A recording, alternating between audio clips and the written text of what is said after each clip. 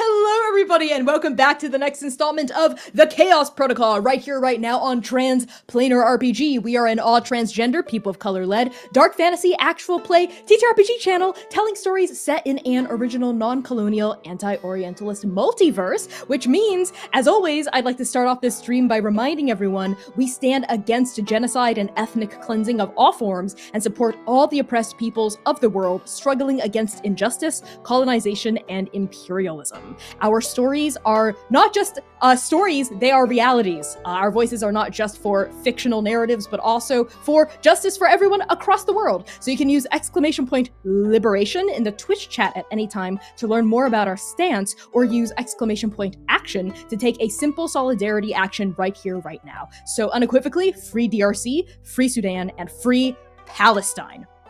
And now let's get chaotic. We are back once again, co-streaming on Twitch and YouTube at Transplanar RPG, and on TikTok on my personal platform at @ByConnieChong. If you're watching this right now, if you've tuned into this, you're like, oh my god, what is this? You are seeing the live recordings of Arc 2 episodes 25 and 26. 4 more streams remain for our finale, folks. So the countdown tonight begins. This is the break into Act 4 of Arc 2. So now please allow me to introduce my fantabulous cast for the evening, starting with Val. Hello everybody, my name is Valiant Dorian. I use he, him, his pronouns. You can find me all around the internet at Valiant Dorian or at Otso Spiritbear. Please enjoy that lovely treasure I just set you on. And tonight I have the distinct pleasure of playing your favorite hungry boy, Sayer, who uses he, they pronouns. I'm going to pass it over to Zion, who's also Kai. It's okay, you can just pass a design in. He's so far away, it'll take a while to get to him. Hi, everyone, I'm Kai. I use he, they, and she pronouns. You can find me everywhere as Estelle of Ladris, and tonight I am so excited to be back playing the clever, but maybe too clever, Mr. Zanin Esh, who uses he, him pronouns. And I'm going to bounce it on over to Sam. Hello, everyone. I'm Sam Star. I use she, they, and the occasional they pronouns. And you can find me all across the internet at Lust for Life X. Today, and all the time, because I just love her. But tonight specifically, I have the bestest pleasure on the entire planet of playing everyone's favorite time mage, bad bitch, Lumira, who uses she, her pronouns. What's going on, boss? It's a me, boss, and I'm Connie. I'm your game master and creative producer for the evening, pronouns they, he, and she. Is this the face of a killer? No. Yes. You have nothing to fear for tonight. Actually, yes, canonically. What? I see we are committing perjury in the stream It today. hasn't even been a whole Definitely not. arc yet. Well, I'm just gonna bribe the judges and get off. Anyway, so to start off, against that charge of perjury, to start off announcements, a massive thank you to our sponsors for Arc 2, Explain Trade, Cheipeku, Hero Forge, and Undying Corruption. Cheipeku is an incredible company that creates unique, imaginative, and outlandish TTRPG maps and special fully illustrated scenes of their maps you won't find anywhere else on their Patreon, starting at only $5 a month. You can see it in the background of this stream and see our producer is going to be doing some really cool things, showcasing the different versions of the maps and scenes you can find on Cheipeku. Highly worth it. Check them out by going to !Cheipeku in our Twitch stream, or by just typing in bit.ly/Cheipeku with the C capitalized. Even if you don't pledge to our Patreon, clicking on that link helps us. So click on that link. Take some time to just click on that link. Our other sponsor for the evening is, of course, Undying Corruption, a TTRPG adventure book about Tangguk, a mythical country based on Korean mythology and folklore, published by Nine Heavens Press, a team of primarily Korean and Asian diasporic creators. So check them out in chat as well. You can go to bit.ly/Undying Corruption. The U and the C are capitalized. And again, clicking on the link itself helps us immensely. Click on that link, check out their PDF. It's genuinely a super dope supplement. I highly recommend you check it out. And finally, a big thank you to Dimitri Opines and Explain Trade for believing in us now and always. Use !Sponsors in chat to get a full list of our supporters for tonight's stream. We'd also like to take a moment to thank our Patreon precepts. These are folks pledged to the highest tier on our Patreon. Thank you so much to Alex, Astrid, The Bow System, Cassidy, Charles, Clay, Cora Eckert, Derek Davidson, Firestar, Jordan, Lyle M. Peanut, Mark J, Phil, Rose, Spencer, and Taylor for supporting the second arc of Chaos. Use Patreon in chat to learn more about our rewards and get access to some truly devious behind-the-scenes content. If you're enjoying the Chaos Protocol, please consider donating and leaving us a tip. All tips go towards us as performers and will also be used to support our incredible mod team. Every time you donate 15 US dollars or more, you'll be entered into a raffle with a very special dice set from Dispel Dice. Does this set remind you of anyone? A chosen someone, perhaps? Please use !Donate in chat and toss a coin to the Twilight Guard. Last time on the Chaos Protocol. The City of Heaven is restored. And so was Goose. But after returning to the Hall of Pureness Destiny with their new friend Ansha, the gods party all night, preparing for the Emperor to proclaim her virtue. But the assassin's threat looms large over Strike Team Nova. Sayir connects with Luhua, Lumira exchanges gifts with Zherling, and Zynon follows a lead with Naeem all the way to the White Forge, where he discovers the traitor's true identity. And that's what you missed last time. Use !Recap in chat to read our full written recap document. Thank you for that, Sam. I love the way you do the recap every time, because C writes it, but the way you do it really brings it to life. But yeah, let's hop right into the session. As a reminder, the Chaos Protocol is a dark fantasy series that may contain content that is triggering for some viewers. So content warnings for this particular session, which is a big one, may include fantasy violence, body horror, gore, blood, monsters and monstrosity, divine cannibalism, grief, manipulation, loss of bodily agency, depictions of heights, romance, references to sex, alcohol and substance use, and mentions of snakes, as well as death of loved ones and family. That's a lot. So if you're in the Twitch chat, you can use !CW to get a list of that content warning, of those content warnings at any time, and we'll refresh what they are again in stream when we come back from break. The title of tonight's episode is Life is Dreaming, Death is Home, from Carved Inside an Empty Urn by Connie Chong. Haha. And with that out of the way, let's begin.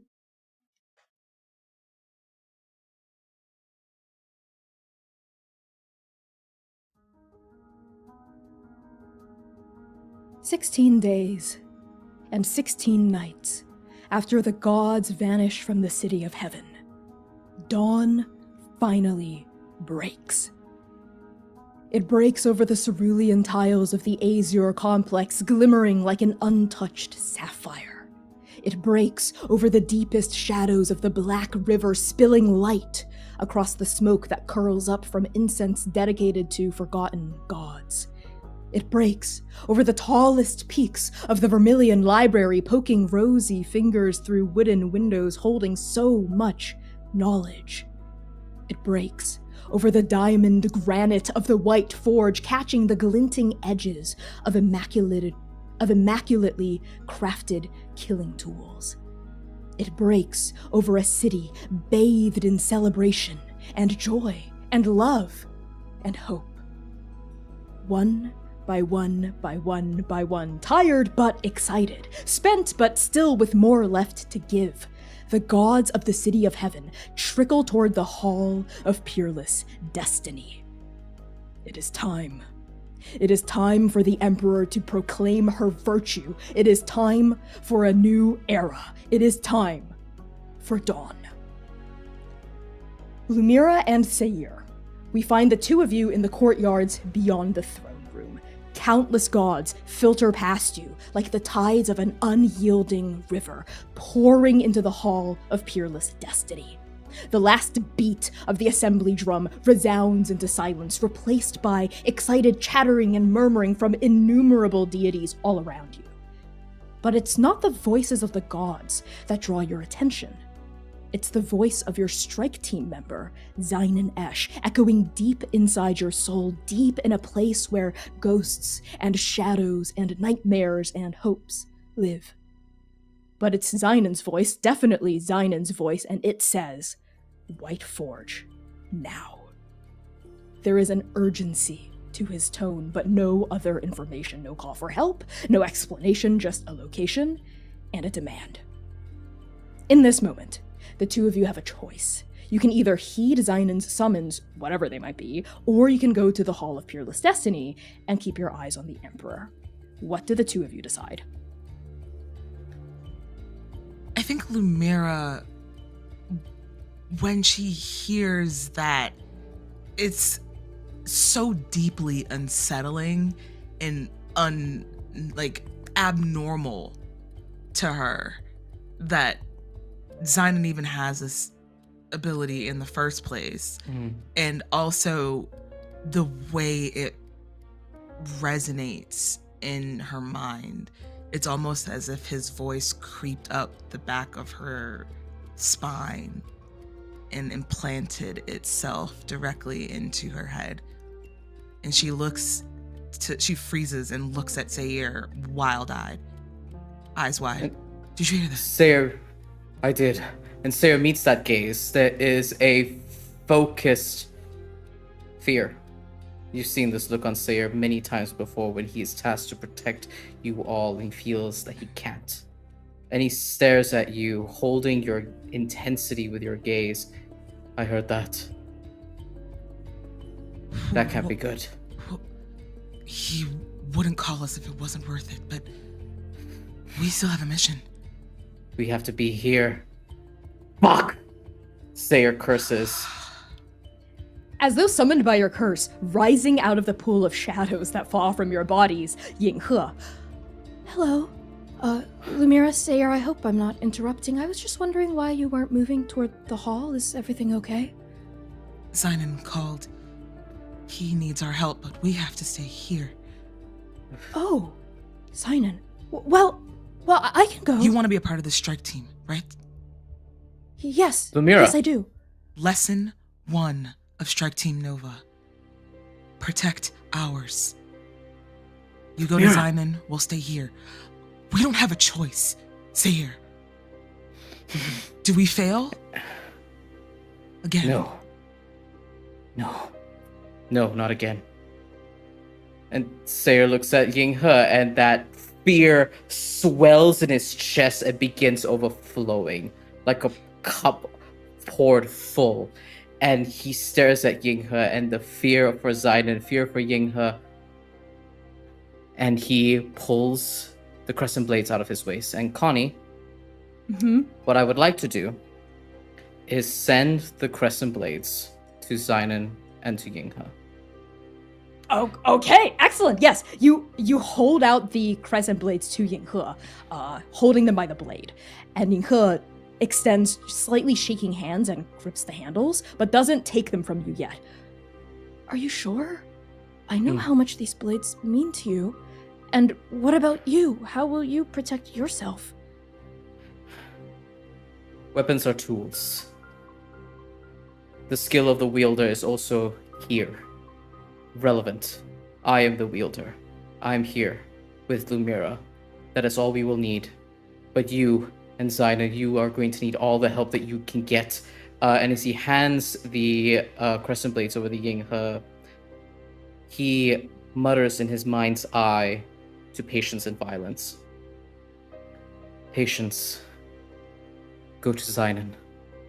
Give him that window of opportunity. Give him that sight.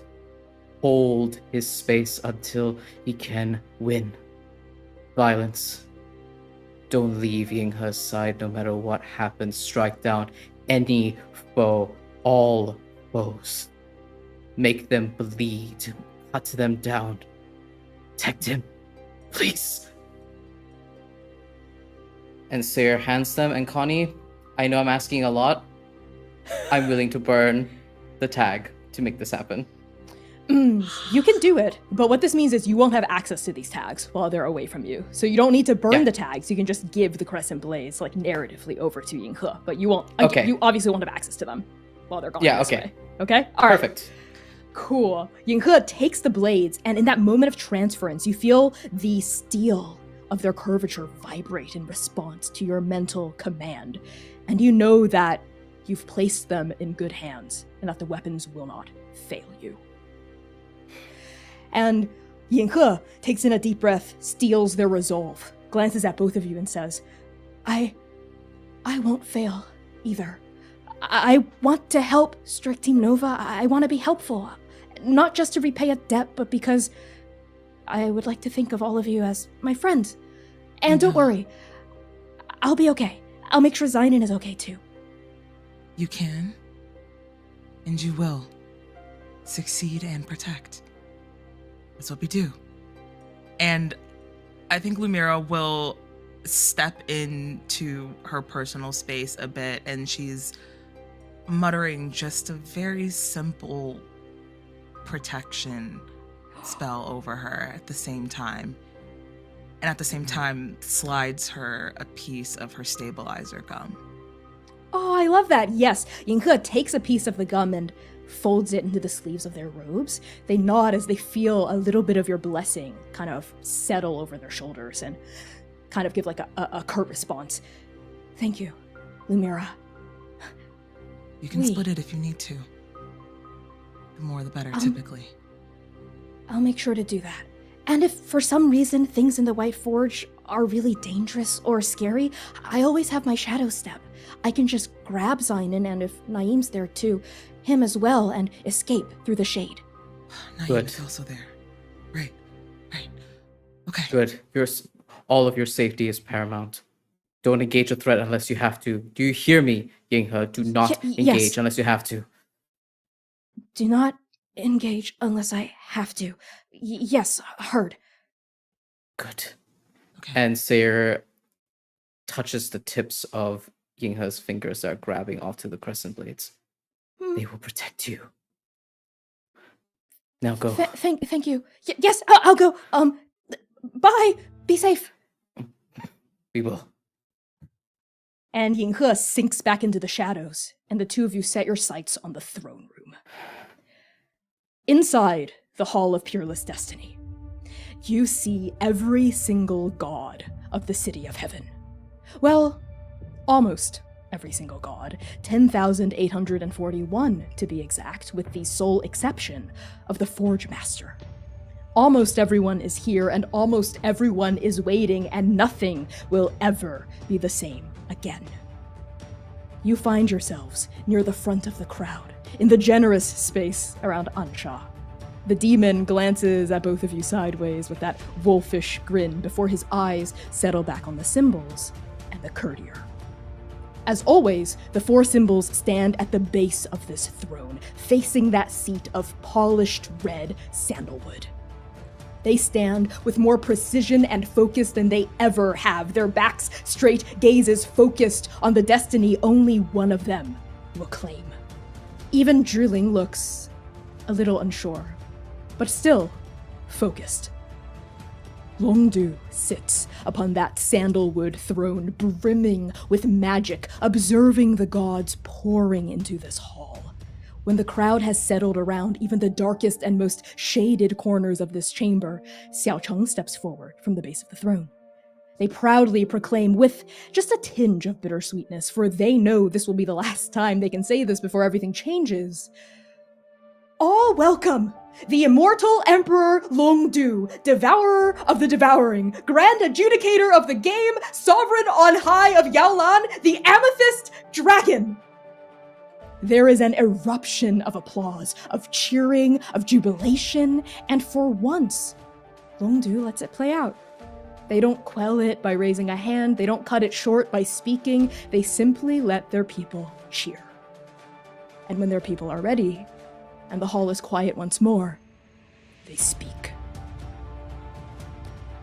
Gods of the City of Heaven, I am ready to announce my virtue. These past 16 days and 16 nights have been arduous. They have illuminated the worst parts of us, but they have also illuminated the best parts of us. The person who shall be my virtue exemplifies courage and humility, elegance and charm, diligence and steadfastness. But most of all, they exemplify selflessness. Though they serve the four symbols, their true allegiance is and has always been to the city itself. To us, the gods of heaven, the communities we've built, the ties that bind us, the promises that make us. This person epitomizes what it means to be a leader, something I have had to learn through bloodshed and sacrifice, but which comes naturally to them as breathing. Being virtue is not about who's strongest, or the most cunning, or the most charming, or even the most dedicated. Being virtue is about putting the city first. If anything, I hope this person can learn to take some time for themselves and balance their soon-to-be duties as virtue with what they want as well. But I am confident they will be able to do so with excellence and grace. All welcome the courtier of four symbols, wielder of the river gourd, the virtue of heaven, Xiaocheng. Xinan. In the darkness of the White Forge, Shuijiang's eyes are two black coals with an underglow of dazzling diamond white. The Forge Master addresses you and Naeem, her gaze never straying. Lu Hua was never going to be virtue. That was only ever a distraction. I had to be careful. After all, there are eyes in the City of Heaven. Watchful, ever-present eyes. In the Hall of Pureless Destiny, we see Lang Hui, shocked at first by the Emperor's proclamation, then grimly satisfied. They clap their black-tipped hands together as a great swell of celebration emerges from the gathered gods. Back in the White Forge, Shrijiang continues. There are numerations, too. Those who account for every single little thing that could be misplaced, that could signal disaster. In the hall, we see Chunxing clapping alongside the other gods, gazing upon Xiaocheng with pride in their eyes. Back in the White Forge, there is also strength, power. If you temper a blade with too much heat, you ruin its edge. Under the light of fire, all falsehoods are revealed, all knowledge found. Sometimes the most dangerous obstacle is the simplest one: brute force. In the hall, Zhiling stands tall and proud at the base of the throne, smiling at Xiaocheng, at the Emperor, at the entire city of heaven on the precipice of change. But the obstacles to my goals don't matter anymore. Xiaocheng is frozen with disbelieving shock. Their orange eyes brim with tears, with emotion. They look at the swelling applause, at the four symbols whose faces are gilded with genuine congratulations, because this was the only outcome that would have made sense this entire time. The Emperor is right about one thing. And the Emperor descends from her throne. She conjures a crown of pearls and inclines her head toward Xiaocheng, which horrifies the courtier who has only ever inclined their head toward her. But a look passes between them, an unspoken feeling, an understanding, a seeing. Xiaocheng bows their head in reverence and accepts the crown of the virtue. And even you, Zainin, can hear the cheering from the Hall of Peerless Destiny all the way up here in the blackened depths of the White Forge. This is the dawn of a new age. The cheering doubles, it triples, it quadruples. The noise shakes the tallest peaks of heaven, reaching even the great sage upon Tiandu Feng. Xiaocheng looks proud, happy, overwhelmed. Tears spill down their cheeks in silver rivers. The only thing that matters now is what comes next. Amidst the cheering, Lu Hua steps forward. She kneels in front of Xiaocheng and Long Du. Lying flat across their hands is the masterwork sword. It's finally complete. The diamond edge is tempered, the blade is awakened. It hums with magic, sentience, intention. A gem has been selected, and it glimmers in the pommel. It's a beautiful diamond with a living interior that seethes with mist. A capsule of captured fog. That which must be done.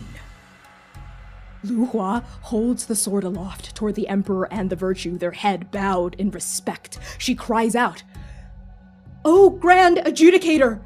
I spent years crafting this sword in the hopes that the Emperor might find me suitable for the position of Virtue, but now I see what has been in front of me, in front of all of us, all along. Courtier of four symbols, newly proclaimed Virtue, you are the truest, most worthy successor to the Sandalwood throne. So I humbly ask that the two of you accept this token of my gratitude and unwavering loyalty to the City of Heaven." The Emperor steps forward to inspect the sword. "That which has already happened." Xiaocheng's eyes widen. Their gaze fixates on that pommel, that gem of swirling mist, sensing something wrong about its foggy depths, something unfamiliar but familiar at the same time. An omen, a nightmare repeating. As Long Du reaches for the sword, the blade starts to vibrate as though it has a mind of its own. That which the river of fate itself. But then Xiaocheng snatches the weapon by the hilt. They hold it on their opposite hand, away from the Emperor, far away from the Emperor, and they speak in a voice of giddy, fearful exhilaration. "This is the weapon, Emperor! The weapon for my nightmares! I did it! I saved you! I just need to keep this away from you and..." But then the hand holding the sword twists. "Despite our futile attempts to swim upstream, Xiao Cheng lunges forward as though a puppet on an inexorable string, and they impale the Emperor through the chest, the heart, the soul. Has made her will. And the immortal Emperor Longdu, devourer of the devouring, grand adjudicator of the game, sovereign on high of Yaolan, the amethyst dragon, is killed at the hands of their virtue. Even you feel it, Zeinen. Up in the White Forge, over 100 li away from the Hall of Peerless Destiny, even you feel it. The killing of a god. Something in the very fabric of magic itself ruptures like a thread pulling apart in a weave.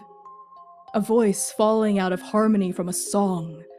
A cruel wind tearing apart the mist. You feel it in your very soul. All of you feel it. All 10,842 gods, 7 cultivators, 1 demon, and 1 demigod. All of you feel it. Even the people of the cradle. Down in Yaolan, they sense it too, though the details escape them. It's just a sob of thunder in the distance, a weeping of rain on the horizon. The killing of a god. The killing of a god killer.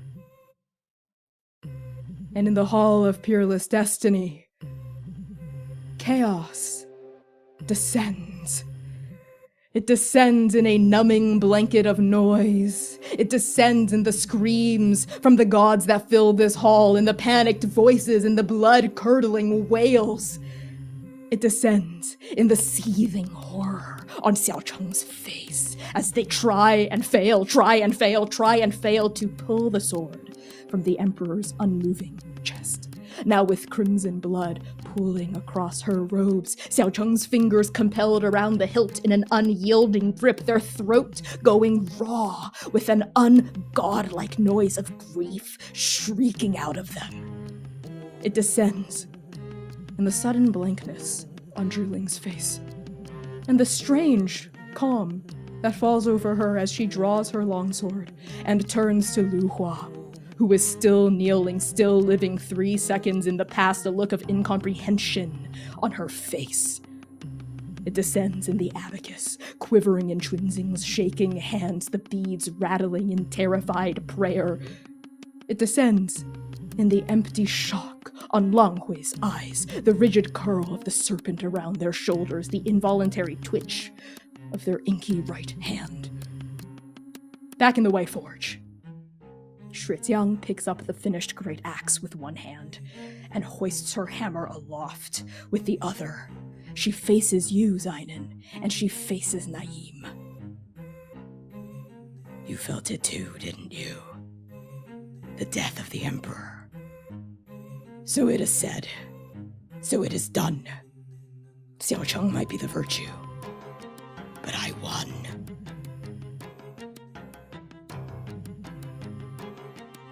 Zeinen, what do you do? The stunned feeling, that feeling of the world being ripped apart a little bit inside of him, breaks something. The calm that set on him, given to him as a gift from the mist and from Hop Ching, it cracks, and that thread that was holding it together was actually just a knit, and it pulls all the way out. And from deep in his chest, Zeinen yells, "What did you do?" You know what's been done. You can feel it. All of us felt it. The sacred killing of a god killer. As it should have been, as it is, as it shall.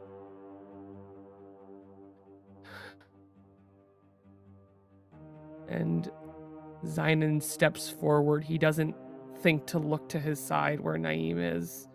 He can hear at a great distance the sound in the Hall of Peerless Destiny, but I don't think he's making out any detail of it. It could be cheering, it could be crying, it could be screaming, and it doesn't matter.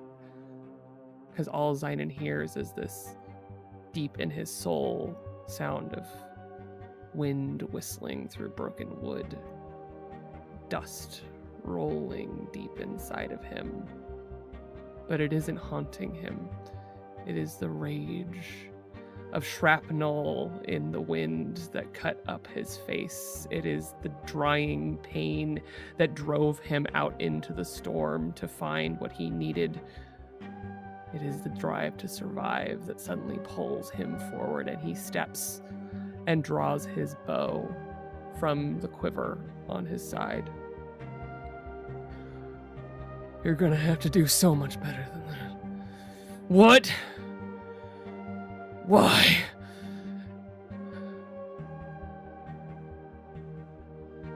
Why? The answer is so simple, cultivator. You see, the problem these days is no one's honest anymore. All I've done is lift the shroud of denial. Now we can become what we've always been, but that we've hidden underneath masks, behind closed doors. Now those doors can open, and we can be free. Free to be who all of us are deep down inside. Vessels of violence, vessels of cruelty, of destruction and bloodshed. I don't do what I've done for appreciation or gratitude, though you are welcome. That isn't truth. The only true thing here, the weapons on the walls, they just act. They just do. And Zynon draws an arrow. He doesn't care about the layers that he's wearing. He doesn't care about his hat. He doesn't feel the cherry blossom twist as he pulls his head back, tilting slowly towards where someone else is. Zynonesh, the agent, isn't here. A glimmer of rage, firelight from the diamond forge catches in his eye as he draws his arrow. The only true thing, the simple truth, is what these can do. And he draws the arrow. Do you loose it, or do you wait for a response first? I think he loses it. Okay, I need you to unleash violence. So roll In one 2d6 fluid plus motion. tags. Yep, what tags are you invoking?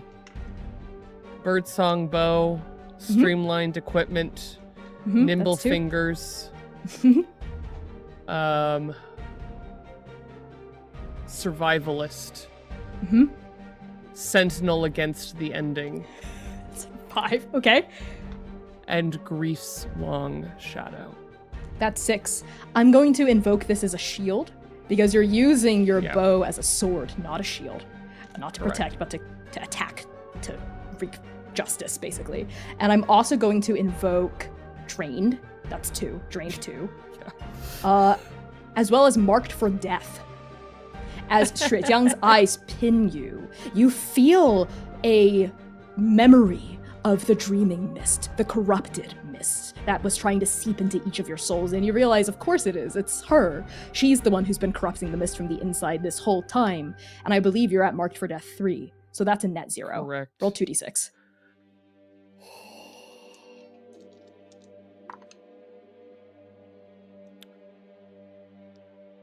It's only a 7. Okay, on a 7 to 9, you exchange blows. You get to inflict a status with tier equals tags, and suffer or worsen a status of the GM's choice in return.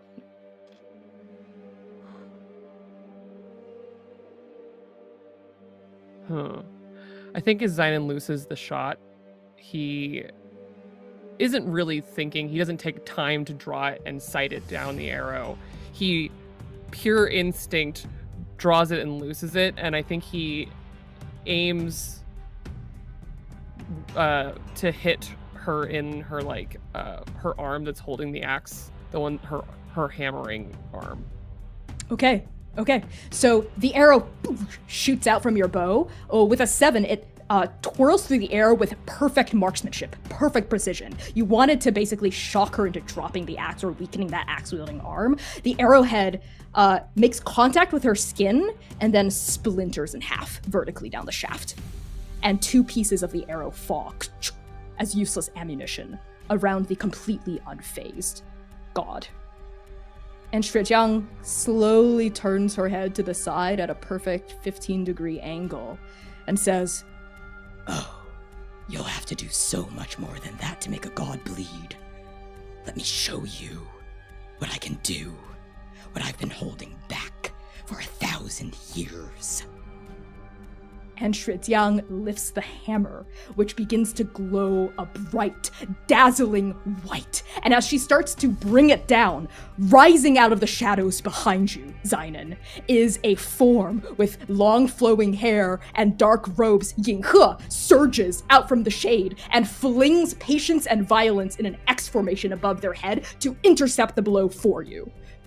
You see them kind of rise like a pillar, like a shield, and they take this hammer slamming down. There is a massive explosion of light, a massive explosion of noise as the hammer meets these two moon crescent blades, and Yinghe is flung across the chamber, slams into a far wall, and starts sliding down it, but they stagger onto their feet. When they look back up, they're still holding onto both crescent blades, and blood is trickling out the side of one mouth.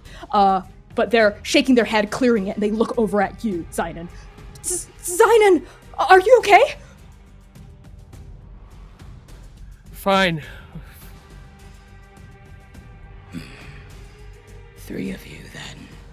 A demigod and 2 cultivators. I suppose I could use a warm-up before I join the fray. And you are wrong, cultivator. And Shrijiang turns to look at you, Zainan, and when she steps forward, her foot crunches over the shattered parts of your arrow, lying limply and uselessly on the ground. A weapon's purpose. I am a blacksmith. I am the forge master of the City of Heaven. And even before I was the best blacksmith the mortal world has ever known. How do you think I rose to godhood? I made the diamond forge, a furnace capable of hardening even the weakest souls into immortality. And I sat inside it for 49 days and 49 nights, and when I emerged, I was a god. My soul was purified, it was cleansed. No one in the sister realms understands blacksmithery, weapon making, more than I do. Every weapon I've ever made has always sung with only a single purpose. Kill. Kill. Kill. Those who say they fight for honor, or to protect others, or to keep their loved ones safe, are kidding themselves.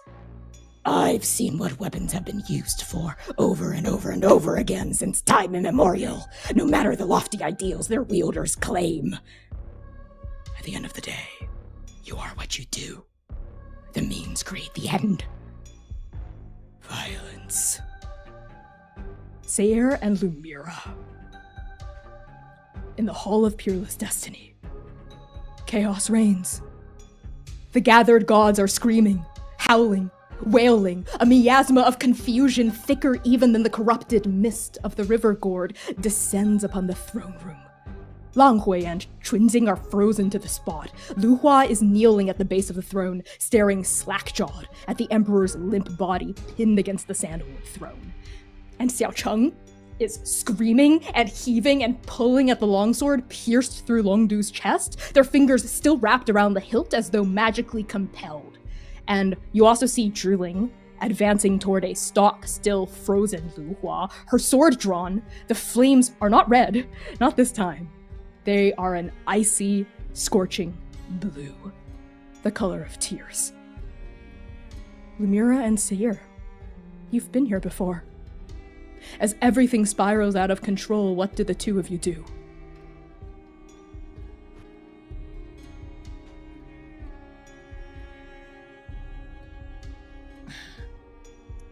Sayer does what he does best. He looks over at Lumira, looks at a fallen body, and yells, "I'll make a path for you!" And he will start shoving all of these gods that are panicking out of the way so that Lumira has a straight trajectory over to the Emperor's body.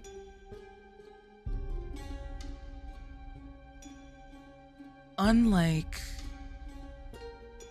typical Lumira, who sees and jumps directly into action, you see something very opposite.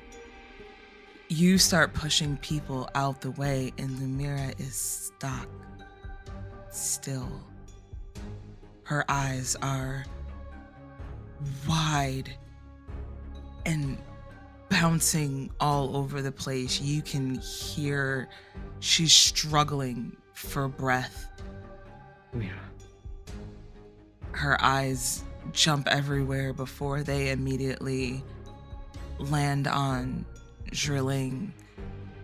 The look on her face is pained and desperate, but familiar.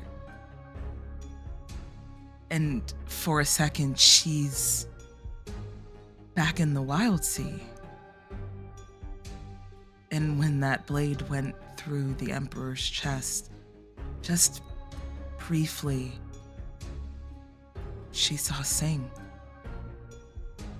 And she's not where she's standing. She's standing where Zhiling is, looking on in horror, in desperation.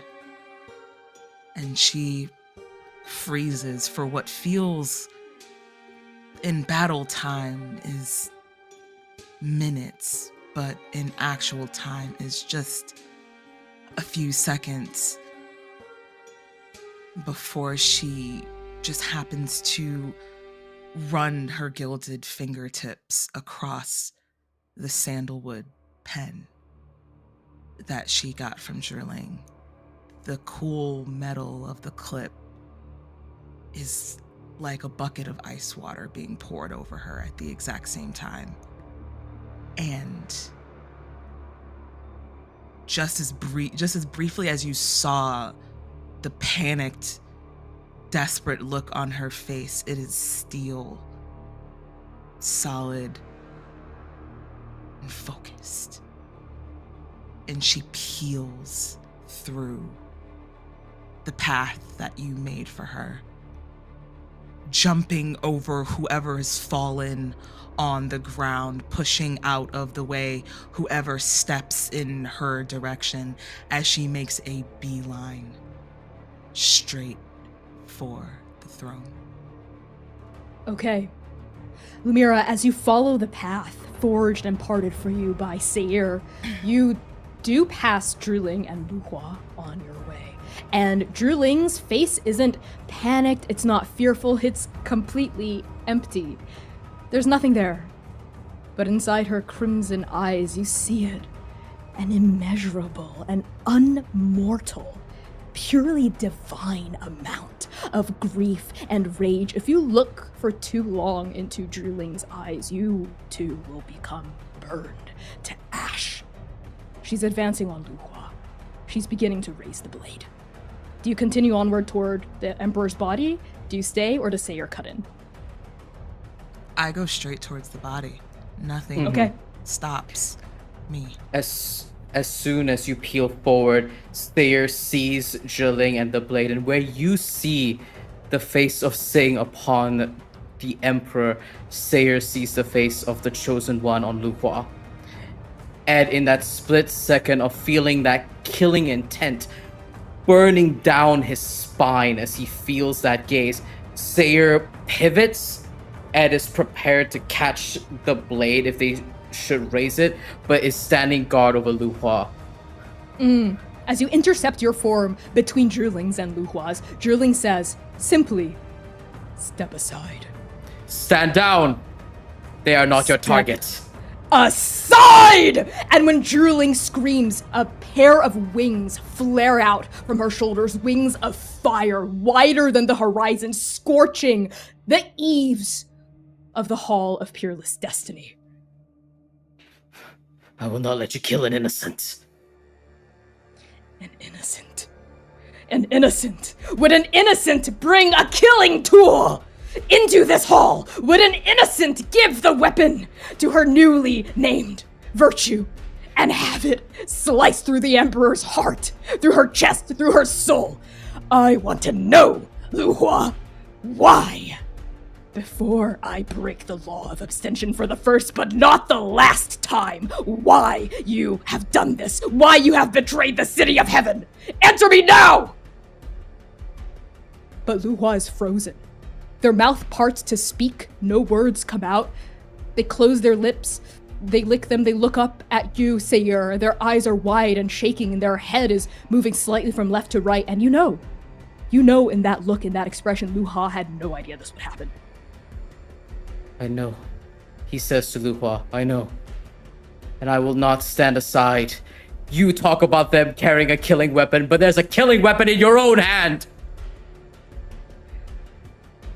I have not slain a god. In over 1,000 years, I observe the law of abstention. I abide by the Concordat. But Then abide! Then abide by your duty! Your duty to your emperor, who is not yet lost to us! I would kill 1,000 gods if it means avenging her death! Why not save just her? Save 1,000 gods! Is your fire so wild? So untempered? Is your will so weak? I need you to connect with someone, Sayur. So... I think you have revealed something intimate. I think that's enough. Roll 2d6 plus tags. I will use the chosen one, a brother's devotion, and powerful against gods. Can I That help? works. Yes. How would you like to pitch in, Lumira? Lumira looks up at Zherling right as Sayur asks, just when Zherling says I would kill 1,000 people to avenge her death, I think right at that moment Lumira damn near softball skids on her knees across the stage where the throne is sitting, stopping directly at the side of the body, and you just hear, "Not again," as she's frantically trying to stop the bleeding, trying to help in any way, shape, or form. I would like to use a help point Absolutely. that I have to give to Sayur. For Sayur, how many help points do you have with Sayur? 2. Would you like to spend both of them or just I one? would absolutely love to spend both of them, for sure. Okay, so roll 2d6 plus 2.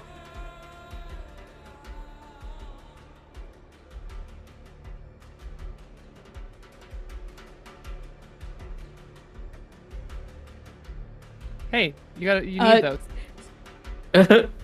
Lumira, what'd you get? I forgot to roll. That's so funny. I was like hanging on bated breath. Well, that's actually great, because that's a 13.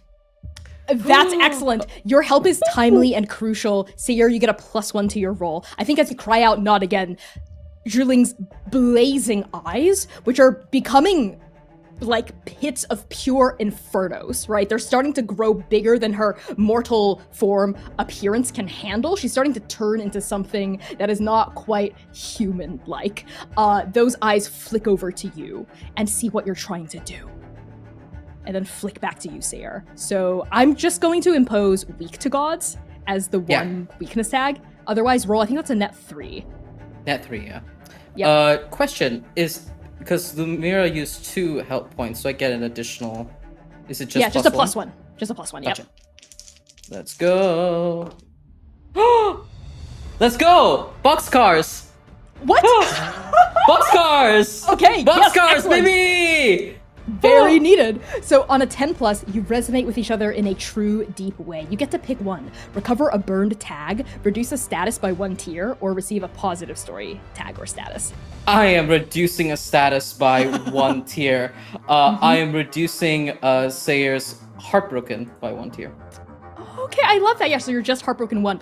Love it. As you call on Zherling to have a stronger will, and as Lumira's voice rings out with sorrow and desperation at the feet of the Emperor, Zherling pauses. The blade doesn't come down. It doesn't pierce through Lu Hua's heart. It doesn't separate Lu Hua's soul from her body. Zhiling takes in a deep breath, and when she exhales, the fire is still smoldering in her eyes, but it grows smaller, and the wings come back down. And she looks more like a person, less like just a pure beacon of divinity, more possessed of herself, of her heart. Then what other explanation is there? If not her, then who? And Sayer looks at the flame that still exists, but has died down a little, and looks down at Lu Hua and looks up at Zhiling. I think the situation is far more complicated than we'd like. For now, the Emperor needs us. Help! Help Xiao Cheng with the blade! They can't release it on their own. Zhiling's eyes fall on Xiao Cheng and fall on Lumira tending to the Emperor, and as the vermilion bird moves toward her lover. Lumira, you are by the Emperor's side. Your hands are turning crimson with her blood, and it's so fascinating for a god to bleed red. Just like a person. Just like a mortal. The amethyst dragon, her blood isn't pure flame or pure golden light or even amethyst rivers of divinity. It's just red, like yours. Xiao Cheng is beside themselves. Their hand is still wrapped around the hilt of that sword. They are sobbing, they're weeping, they're hysterical, they're not making sense, they're blubbering, and they're just kind of going, no, no, no, no, no, no, no, no, no, no, no, no, no, no, please, please, please, please, no, no, no, no, no, no, no, no, no. On and on and on and on. Lumira, how do you try to assess the situation or help the Emperor? When Lumira skids to a stop, Lumira is frantically trying to get as close to the wound as possible, trying to remove as much clothing that's around. I think she rips a bit of the end of her cloak to kind of tie around the Emperor's chest to try to tourniquet some of the bleeding as she's looking in and around the wound, and she looks up to Xiao Cheng. I need help lifting her just a bit, okay? You have to bring it together just for a minute. I know. I know. Emperor, Listen to me. We have a mission. Breathe and push forward. I can't. You can. I can't. You don't have time for this right now. Help me lift her.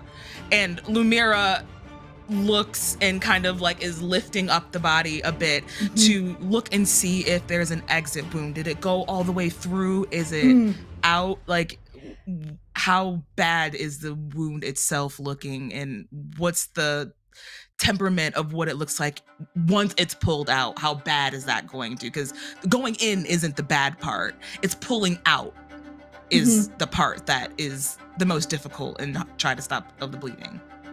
Yes, so Xiao Cheng is a blubbering, hysterical, useless mess. You shout at them and they just freeze. They just completely freeze. But as you pull at the Emperor's body, another force comes nearby you and helps you gently lift her, and it's Zhiling by your side. And she lifts the body of Longdu with such care, but also such strength, so you can better access the wound, better access what's happening. And you hear Zhiling's voice in your ear, and you sense her presence by your side, and she says, "Is she gone? Or is she still here?" She is still here, but I need some help. Hold her still. You're not sure about that, Lumira, so if you want to know if the Emperor's actually dead, I'm gonna need you to investigate the situation. Lumira is placating. She's trying to... Oh, Jesus, okay. She's trying to assess the situation and see exactly what needs to be done. She knows that loss of hope is the exact thing that does not need to happen right now. Okay, so even though you haven't yet assessed the situation, you're telling her that there is some glimmer of hope just to keep their shit together. But regardless, while that's happening, yes, as you investigate, go for it. So roll 2d6 plus tags. What tags are you invoking? First aid, healing, diagnoses as well. I'm also going to use stabilizer. I'm going to use love is power. And revert time to heal. That's 6. I will, however, inflict need stabilizer which I will attempt to give to Luhua in what the Emperor in whatever way I can. And I will also inflict fatigued on me as well. Yep, that makes sense. Okay, that is a +4. Go for it.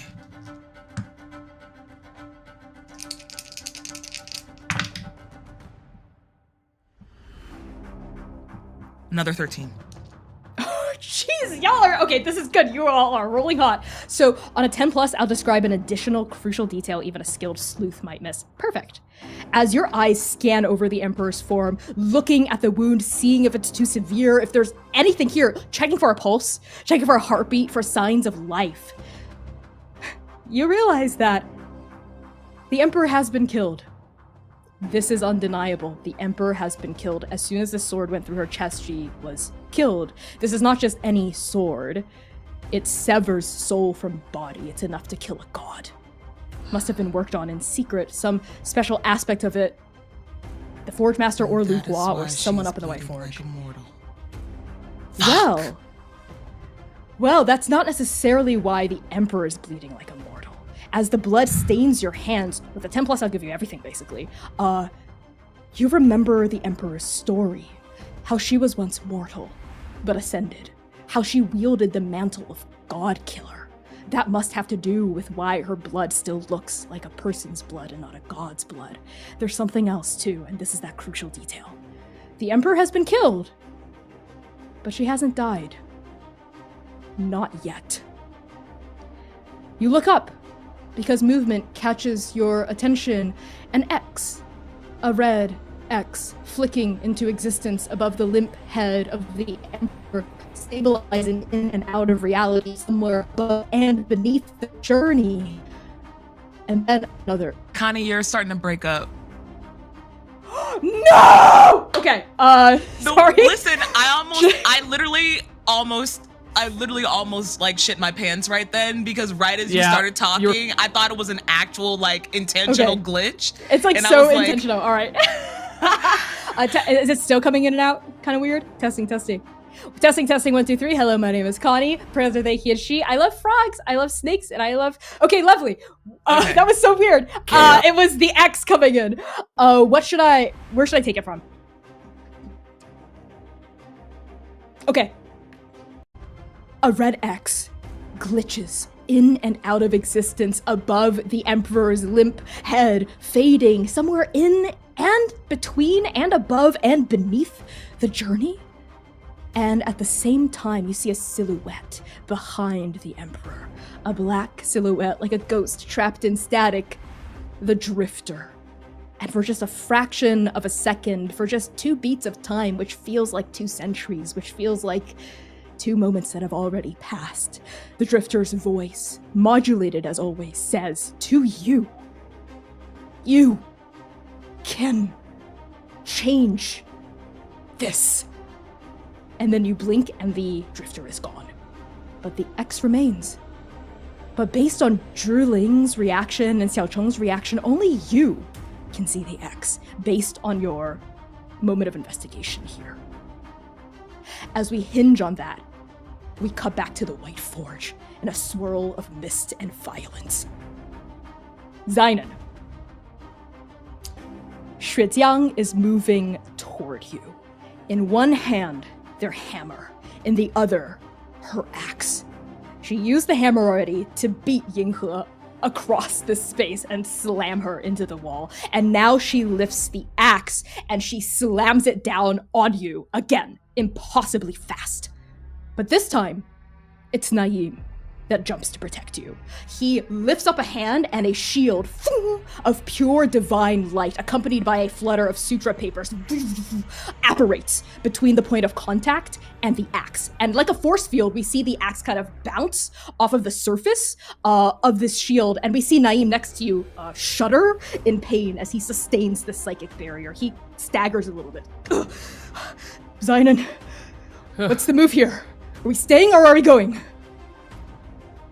I think out of fear, as the Forge Master came at him, Zynon had stepped back and in the motion was like trying to get more situated, but couldn't even think before the hammer came down and his hand lands on Naeem. Mm. We can't leave. And there's a darkness in his voice. It isn't his agent mentality. This isn't the calculated, smart call. His eyes are locked on her, and he cannot turn away from this fight. Naeem sees that. He sees it and he hears it. And for a fraction of a second, Naeem is in a position where they make a choice. The logical good choice would be to say, screw that, we need to live, grab you and run. But he doesn't pick that. He doesn't make that decision. He makes the decision that wells inside of him because of the conversation you had in the garden. He makes the decision based on the hope he has for you, based on the loyalty he has for you, based on that thread of love that still remains between the two of you. He closes his eyes. He nods. And when Naeem Zaran opens his eyes again, you know that he is all in with you. Okay. Then let's see how we can make God bleed. And Naeem turns his barrier back toward Shrijiang and widens it as Shrijiang lifts her hand again and slams the axe down once more, and there's a ripple effect that wobbles through the barrier, and Naeem lets out a pain as he struggles to keep the shield up. And Shrijiang, you're noticing, she starts pacing around the barrier, cocking her head from side to side as though looking for a weak point here, looking for a way to shatter it. And she starts testing the limits of it, right? Tapping at it like a weaponsmith might with the hammer and then slamming down on it again with the axe. And as Shrijiang is circling this barrier quite literally like a predator, like a tiger encircling her prey, what do you do? Zynon has shrunk. Usually in combat, he's tall and proud. It's the best way to get the best shot. But as he stands up from Naeem, and normally he has such respect and care for the way he handles his hat, he just knocks it off. It scatters onto the floor. The cherry blossom falls out.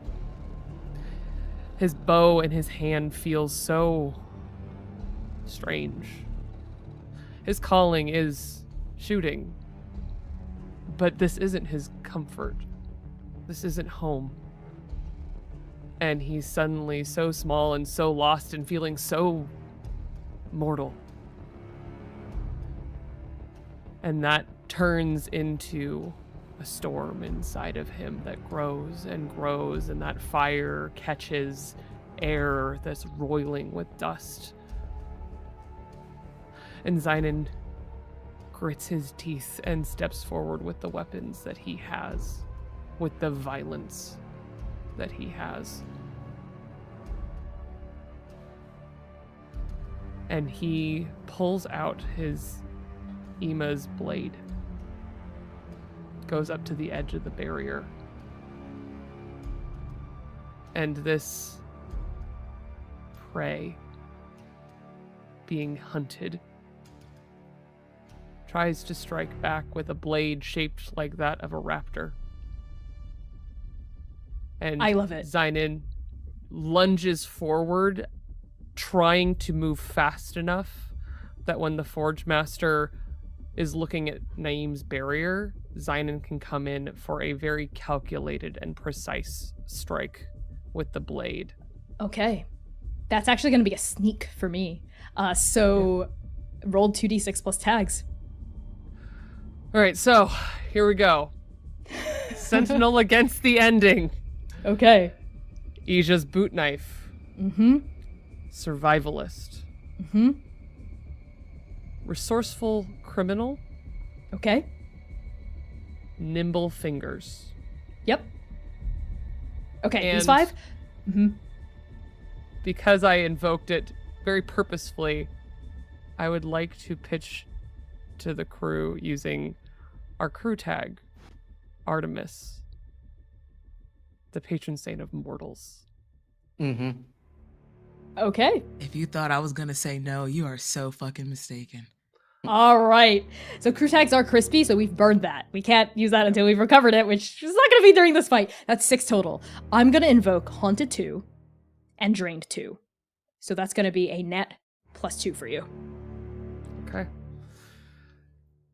And can I use also, I have a fun little story tag that I'd like to use against the Forge Master, because Zynon, in our lovely post-credits moves, the reason why he's here is because he was chasing a hunch that I talked about in our little post-credit scene. So I'd like to take my +1 forward if possible. A +1 forward, that's a plus. Okay, yeah, sure, go for it. So that's a +3. That's the mods is good. Go for it. All right.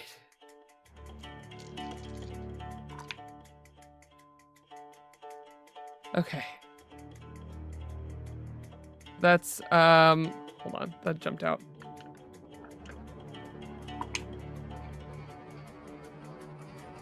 Okay, Yes, so ha ha ha ha. It's okay. It's an 8. We're alive. Okay. It's still not going great. Okay, that's an 8. So on a 7 to 9, you're compromised in some way. Choose one. A single person notices you, you leave crucial evidence behind, or you stumble upon an immediate threat. I mean, there's an obvious answer here. Yes. The threat one? Yeah.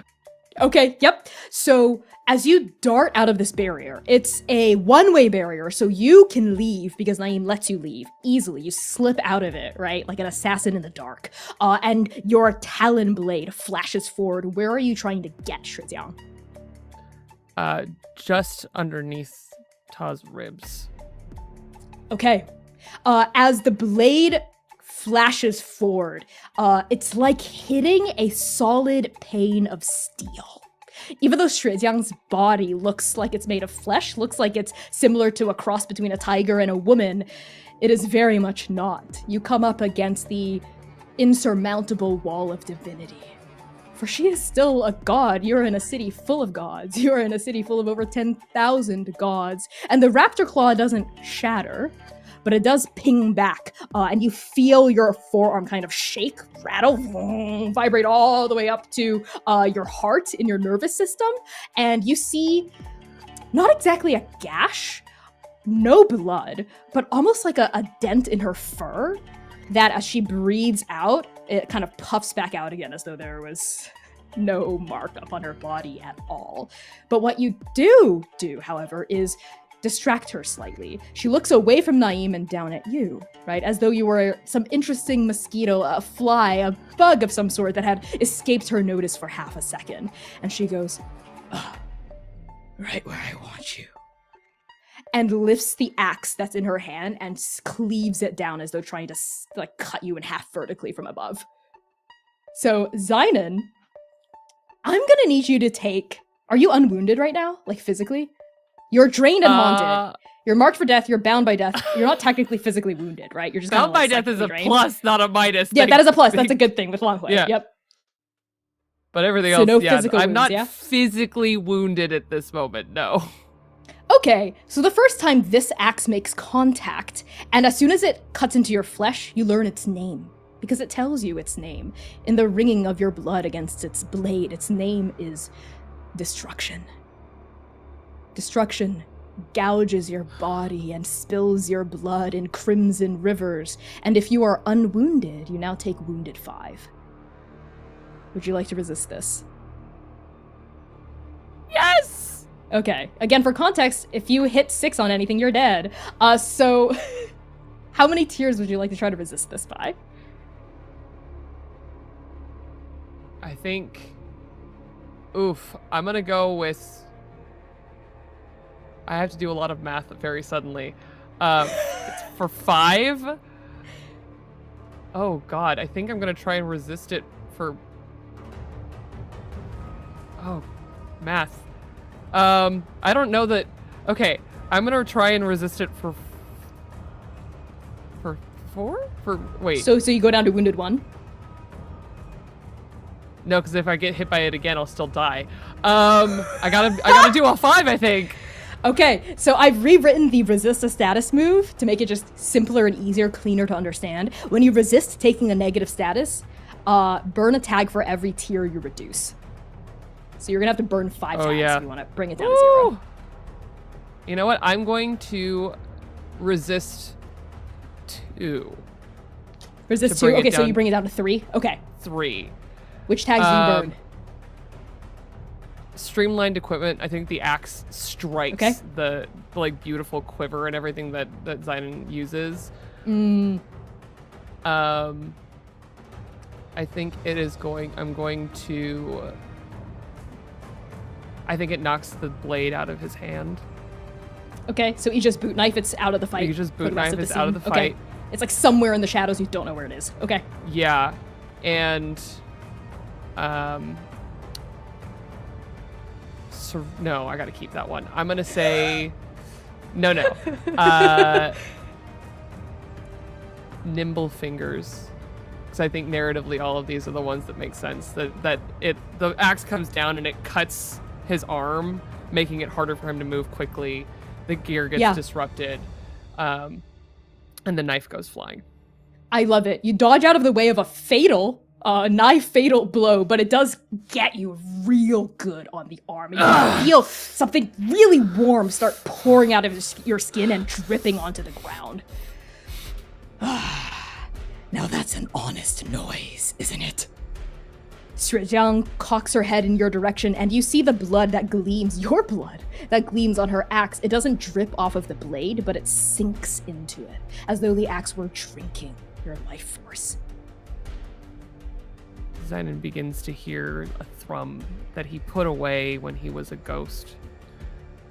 One that he felt so pure through everything that he had to crush down when he was talking to Mimosini. That drumming, the beat of a forge master's hammer, the glint in a man's eye before he erupted into flame. Zynon just hears destruction. No, oblivion. Oblivion, oblivion, oblivion banging in his ears.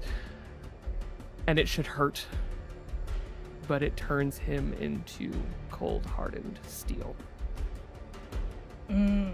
As that cold steel transformation comes over you, Zhejiang turns to face you fully and begins to lift the hammer, which starts to glow a blinding diamond white. Now she raises it and starts to slam it down. On the force of that action, we smash over to the Hall of Peerless Destiny. Seer, Lumira and Druling are at the Emperor's side, with Xiaocheng still wailing, sobbing hysterically, hand wrapped around the hilt of that sword. You've just saved Lu Hua's life, basically. And in that moment, Lu Hua, words return to her, to the Forge Master's apprentice. She quickly stammers, it wasn't me, Seer. I didn't do it. I don't understand. I know. I don't understand what's happening. I know it isn't you. This is bigger than us. And Sayer looks at that blade and forms a conclusion in his mind. But he holds on to reaching out to Lu Hua's hands and he says, "It does not matter what we have done, because it is done. What matters is what we do now. You hear me?" Yes, but is the Emperor okay? Drilling, Lumira, how is the Emperor? Xiaocheng, Virtue? Anyone? And we push over to you, Lumira, in this moment, as you sense that though the Emperor has been killed, she's not died yet. It's almost like just underneath the closed lids of her eyes, only you can sense not movement, not physical movement, but a kind of spiritual movement, almost, within the Emperor, but it's bottled, it's stoppered by where the blade has sunk into her chest. If you want to be able to access whatever's going on with the Emperor's consciousness in that strange place between life or death, you're gonna have to pull the sword out. But that's been difficult, though, yes? Like, Xiaocheng Xiaocheng, physically, personally, has not been able to, yes. But maybe Drilling would if she helped. Lumira sits for a second and takes a deep, steadying breath to calm herself, but also to radiate a semblance of that same comfort to those around her. She knows what she's about to say will not go over well, but there's always a but.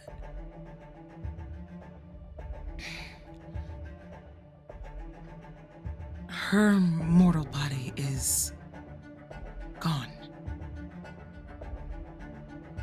But you have to trust me on this. She's not all gone. Just yet. She's still there under the surface, but we need that blade out.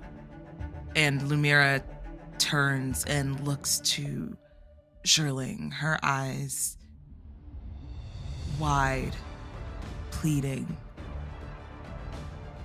but determined, focused, and steady, all at the same time.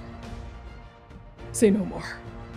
Zhirling wraps her hands around the hilt over Xiao Cheng's trembling fingers and looks over down at the courtier of four symbols, the newly proclaimed virtue, and says, Xiao Cheng, you have to get it together. For the Emperor, for the city. You are the virtue. You have to start acting like one. You have the power in you. You have the strength in you. You just have to access it. Pull the sword out with me. And then another hand wraps around the other side of the hilt, also over Xiao Cheng's fingers, and it's Ansha's. And Ansha places a hand on Xiao Cheng's back and says very seriously, none of that cocksure, halfway serious, halfway joking energy apparent on their face at all. They're completely serious. Xiao Cheng, my darling, you can do this. And Sayir, how do you lend your strength in this moment? You don't have any extraneous threats, right? At the moment? Aside from the panicking, screaming gods, but none of them are attacking each other. They're just milling and seething and running around and wailing. Mm-hmm. Sayir picks up Lu Hua. She's going to need firm hands. And he looks over at Lumira, a sidelong, loving glance. She is the best, damnedest healer this multiverse has ever seen. And you and I are going to make her job easy. Right? Firm hands in the forge. You and I, together. Firm hands in the forge. And Lu Hua stands up, walks over with as much confidence as they can muster, buoyed by your friendship, and places her hand on the hilt as well. And then we see a black-tipped hand also come out, as Lang Hui approaches and wordlessly just curls their fingers around the sword. And finally, with a clacking of an abacus bead sliding into place, Chunxing also puts their hand over the hilt of the sword, impaling their mentor. And Zhirling says, together. Count of three. Ready? Lead us. 1, 2, 3. And as the blade comes out, I think some of it nicks Lumira's hands as she presses all of her body weight in to where the wound was to stop the bleeding. I need more. So, in my pocket. Deep down, grab it. I need gauze. Sayir literally, like right at your side, tears open that pocket. He knows exactly where you keep your equipment, and he brings out fistfuls of the gauze, and already without any instruction from you, begins to put down the gauze and wrap tightly.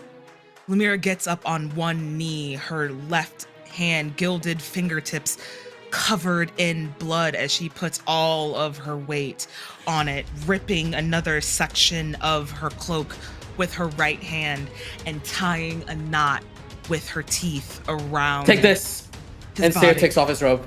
Continues on tying, stacking more gauze and tourniqueting, pulling with her teeth. She's grunting and focused. This will never happen again as long as I live. I meant that. And she's mumbling to herself over and over again. I meant it. Meant it.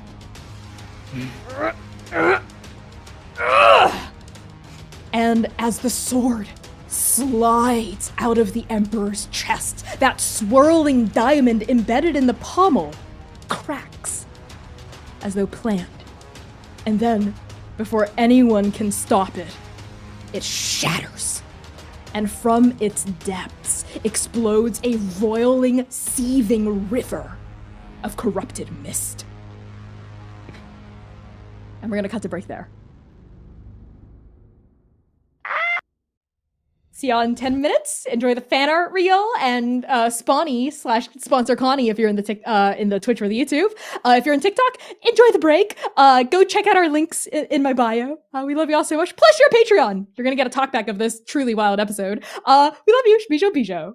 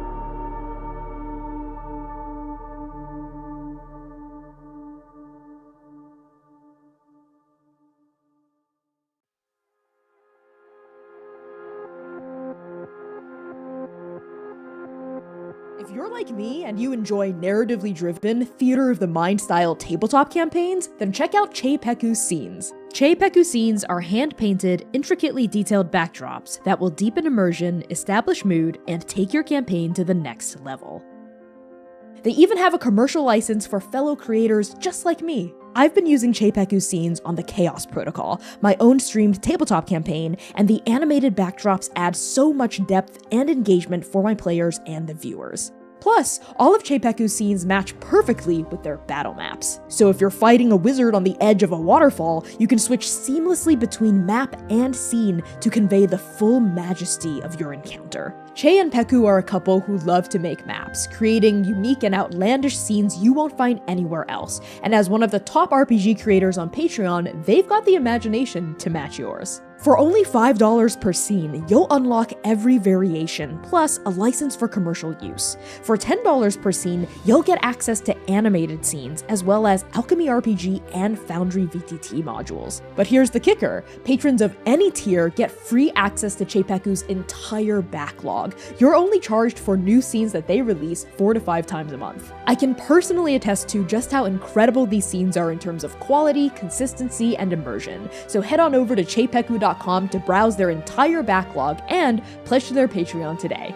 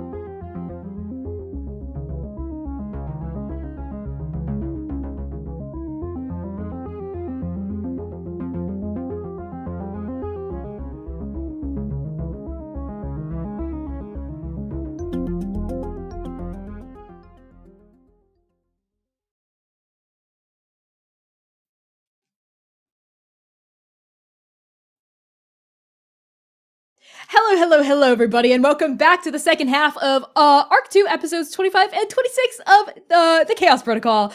Before we hop back right back into the session, a reminder of content warnings for this episode. This is the beginning of a boss fight, so there's a lot more CWs than there are usually.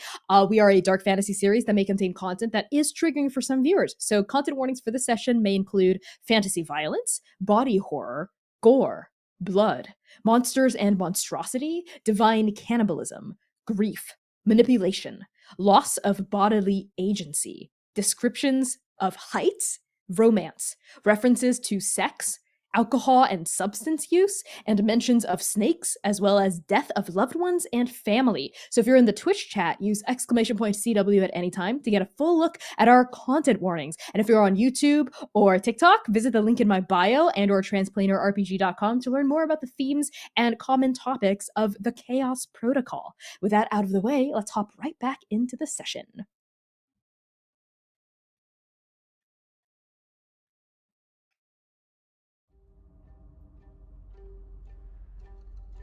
Mist erupts through the hall of peerless destiny in violent, rolling clouds of white.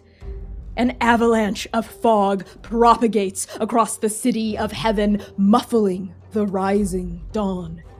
A deathly pallor is cast over the bright sapphire halls of the azure complex, the crimson peaks of the vermilion library, the obsidian tides of the black river, the snowy depths of the white forge. But this time, the gods haven't fallen into a nightmare. The nightmare has come to the waking world. The veil between reality and dream thins like a cloud pulling apart. This has already happened. This has never happened. This will happen.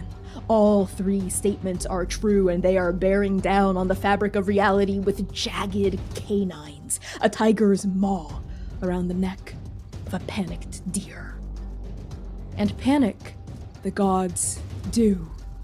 They wail, they scream, they shout, they run, but most of all, they begin to transform.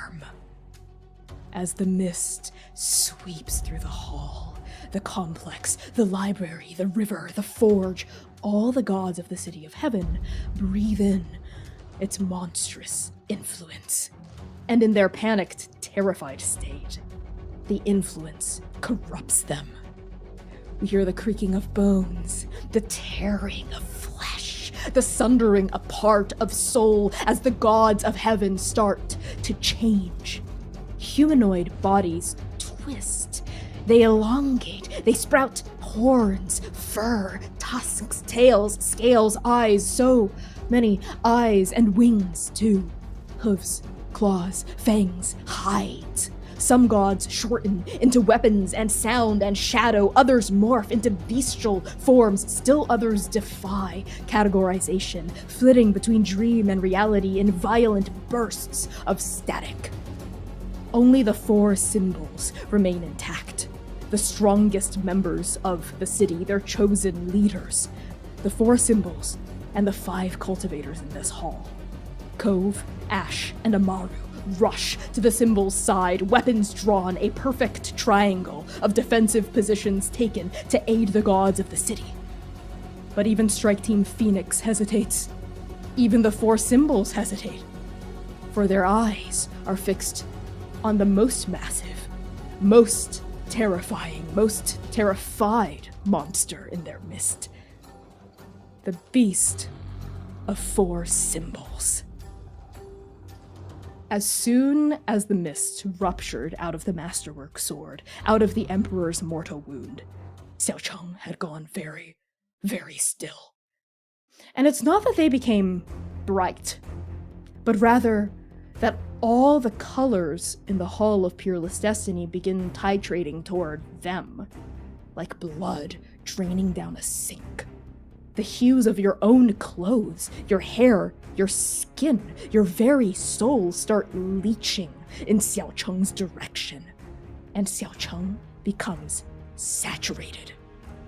Their skin flushes vermilion, like the soul of a phoenix. No, Their hair is azure, the color of a burnt sapphire. No, their teeth are black, pure black fangs of languid obsidian. No, their eyes are white, the color of a cloud of snow unblemished by blood of mist. No, they are all the colors of the 4 symbols, and they are none of the colors of the 4 symbols, and now they are the size of the Hall of Peerless Destiny, and all anyone can see is orange. Orange. Orange eyes blinking wider than the hidden sun, orange and vermilion and azure and black and white, splintering across the hall as though reality itself were a mirror, and now that mirror has shattered, and every broken piece is a different color, holds a different sound, transmits a different grief. Lumira and Sayir, both of you please roll me a d4. Not me having You a didn't fashion say D4. when I came here today that I was gonna be rolling the pointy ones. Connie, this is a D6 system. Uh-oh. Well, you can suck my butt. I hope 4 is not a bad number. Okay, you got a 4? All right, I got a 4. Sayir got a 4. Give me 2 seconds to actually find a D4 because I'm digging in So my funny. dice bag and it's not. Just find a actually being pointy nice. triangle. Yeah, you would think, right? Like Just it would be rummage that your hand in simple, there and but get it stabbed. wasn't. Yeah, just try to get I finally stabbed. found one. Okay. I don't love y'all that much. See, and that's what I get for talking shit. I rolled a 1, so A 1 and a 4. Wow. The high and the low end. Excellent. So, Lumira and Sayir, as soon as the mist explodes outward and Xiao Cheng transforms, everyone whose hand was on the hilt of that sword, all of the symbols, Ansha, even Strike Team Phoenix, who are all crowded around that dais, you get flung backward. You get kind of flung across this hall as the mist explodes. And as that happens, you all notice that the reality within the Hall of Peerless Destiny has shattered into countless pieces. It's like you're standing inside a kaleidoscope, inside a broken mirror, where every shard refracting around you, every beam of light is a different color. 4 colors, to be exact, repeating infinitely. And all of these colors are streaking out of Xiaocheng, who's the only person remaining by the Sandalwood throne, as though they are a prism being held up to the sun. Sayir, you rolled a 4. You stand in a realm of steel. Inside the Hall of Peerless Destiny, everything you see is metallic. Everything is gilded with metal. Everything, in fact, is a weapon, with bladed edges in the place of arms, lashing whips in the place of tongues, and blank, smooth, chrome-plated faces. And the light, as you look around here, is dazzling white, so bright you can hardly see, and everything around you is sharp, so sharp, as thin as a razor blade.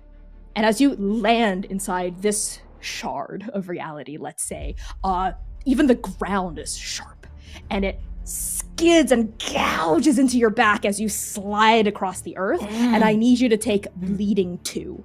Would you like to resist this? Or will you just take it? I'll take it. Okay, Just take it. sounds good. Lumira, you rolled a 1. As you're flung back, how fitting, you stagger into a realm of flame.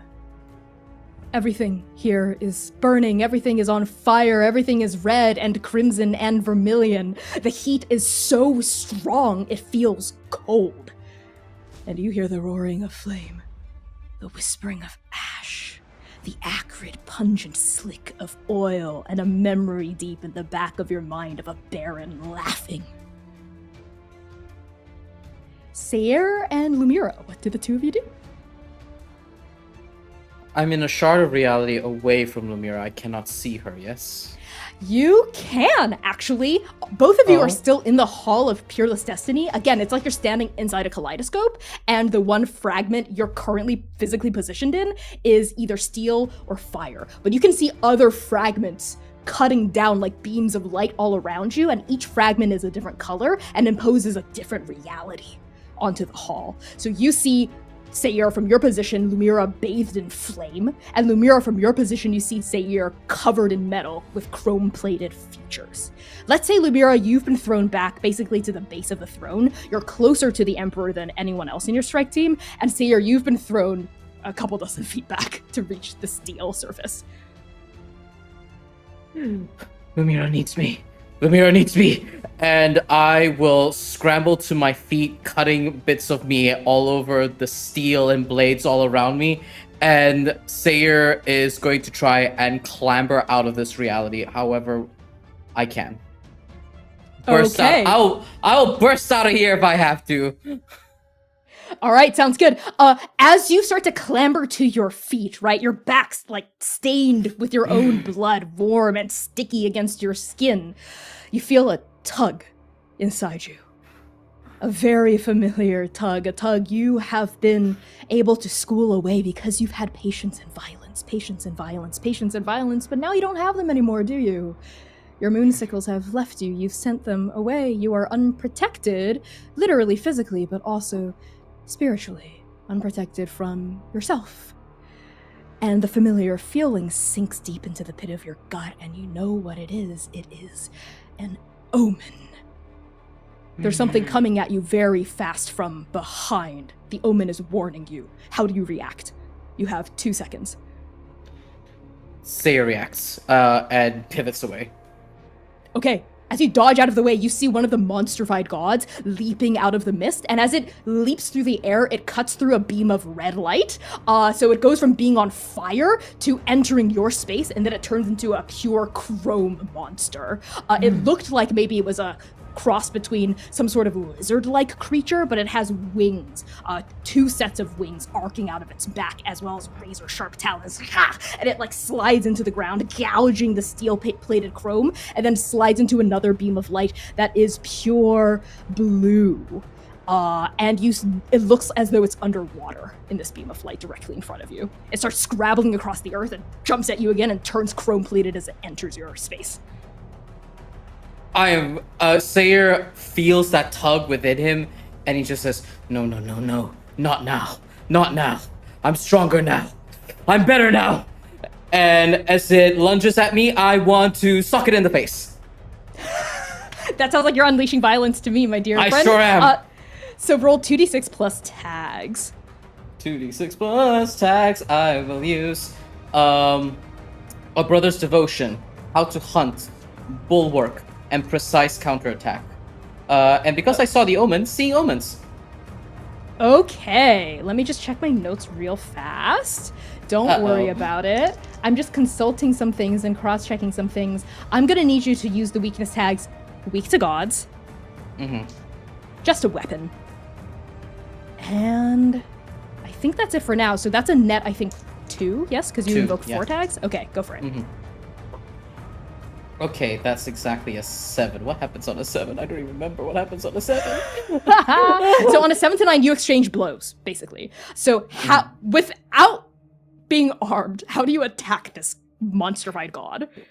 This monstrified god leaps out, because it's like lizard-like, right? Yes. As they leap towards Sayer. I'm better now. I'm stronger now. I don't need your lies or your illusions. And he will lean backward and slam his like right fist right across its face to try and pummel it into the blades elsewhere. Yeah, like there are the ground itself is a big blade, basically. Yep. So you punch this thing's head against the ground, and because it's not your hand making it bleed, it's like the earth itself. You see bright green, godlike blood spill out from its head as you cut his face against the blades. But then at the exact same time, a tail unsheaths from behind it like a scorpion stinger, and it pierces against your shoulder and gouges deep into your flesh. And I need you to take advanced bleeding to bleeding 3. Okay. And as that happens, you see this god scrabble underneath you and then kind of tear itself against the blades on the ground. It's like lacerating itself open, but then it scrabbles back onto its feet. Now you kind of see it bleeding on one side of its body, but it's still empowered with this frenetic, frenzied, fearful, gibbering violence. And it comes at you again. And when it does, your voice in your head, Seer, a voice you've tried to forget, a voice you've tried to turn away from, and yet that still comes to you in moments just like this. You are not strong enough, boy. No. I won't. You're just like Oregnus, spilling lies into my ears, and I will not listen to that poison. Fist back. Channel your rage. Control it. Hold it like a blade. And it will obey if you just launch it with no direction. Is it any wonder that this happens? And as the god attacks you again, I assume you punch it again to kind of protect yourself. I think Sayer doesn't try to punch it because he hears this voice, this man, ask him to hold his fist like a blade, and he rejects it. So instead, he holds his arms out like a wrestler to attempt to grab it and toss this god out of this fragment of reality. But Okay. you can let me know how well that goes. Sure, because of the mixed success, you're able to wrestle it, but you also get kind of thrown out of this steel universe, and you tumble into the universe directly adjacent to it, which is the one full of water. And then it's immediately like, poof, you're cold and wet. And everything around here, you realize it's not actually blue. It was so dark it seemed blue. It's black. The water here is pure obsidian. You can barely see anything. You can barely even see the other beams of color and light cutting in across the hall around you. It's just you and this thing is attacking you. It's trying to bite at you like a wrestling. And as soon as you enter this new prism of reality, I need you to take Frozen 2 as the cold starts to seep deep into your bones. Do you try to resist? We are resisting this. Okay, so this is which the one I'm tags resisting. are you burning? Yep. I am burning hollowness because Okay. Sayer is tapping into that coolness within him to not be frozen by this. I'm taking hollowness. I'll burn that. I will Okay. burn can't be surprised. Sounds okay. Ooh, that's a big one to burn. All right, so that is a 0. So you're able to like basically fight this off with like your pure toughness and constitution as you plunge into this realm of water. Everything here is submerged. Your hair and your robes are flowing. Your trousers are flowing around you as though in an unseen breeze. Air bubbles are pluming outward from your nose and mouth and the nose and gibbering mouth of this beast you're wrestling with. And the water here is so cold. So cold it feels hot. It's crushing against your lungs and you are so slow and cold and sluggish in it, but even as air bubbles plume from your mouth, you hear that voice again. Again, that familiar yet unfamiliar voice, that voice that cloaked itself, you think, in Oregnus's voice, but is also different from Oregnus's voice, has its own cadence, its own timbre, its own sense of harmony. And this voice says, I'm trying to help you, child. You do not know how to wield this power without me. Let me guide your hand. that sounds so familiar to what Oregnus told you back in the Wild Sea. And it ruined everything, didn't it, Sayer? Everything. Everything. You took my sister from me. I will not let your doom take me. No. As you shout, water pours into your mouth.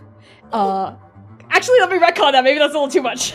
I'm gonna retcon that. Water doesn't come into your mouth. You're good. As you shout, air bubbles plume outward from your mouth with the force of your aggression, the force of your cry, the force of your determination as you grab and wrestle this beast and tumble through the water. And then we cut, in the midst of this tumble, over to Lumira.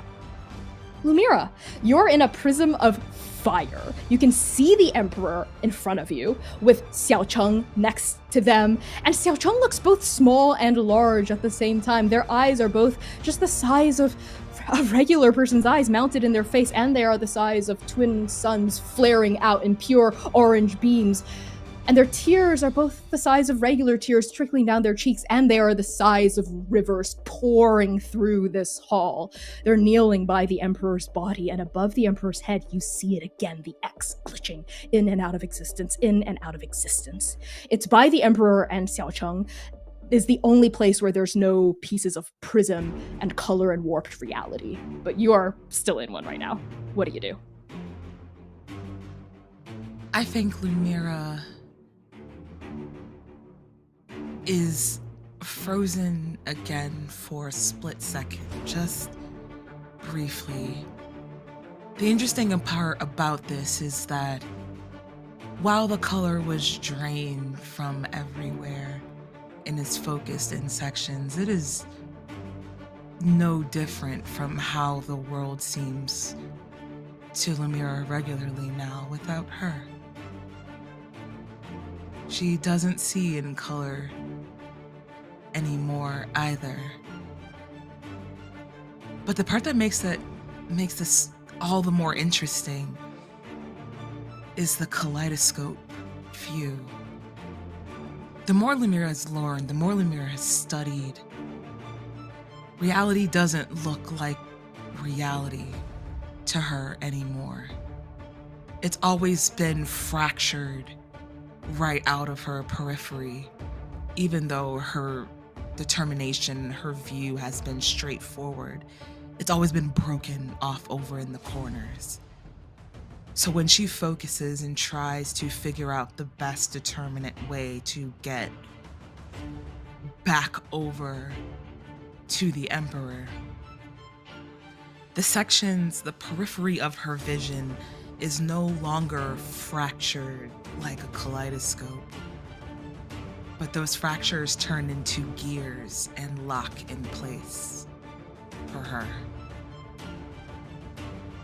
And much like how she learned how to break out of the liminal, she will reach into the kaleidoscope view of where she's at with her left hand, her gilded fingertips reaching in and breaking apart as if she is trying to separate herself.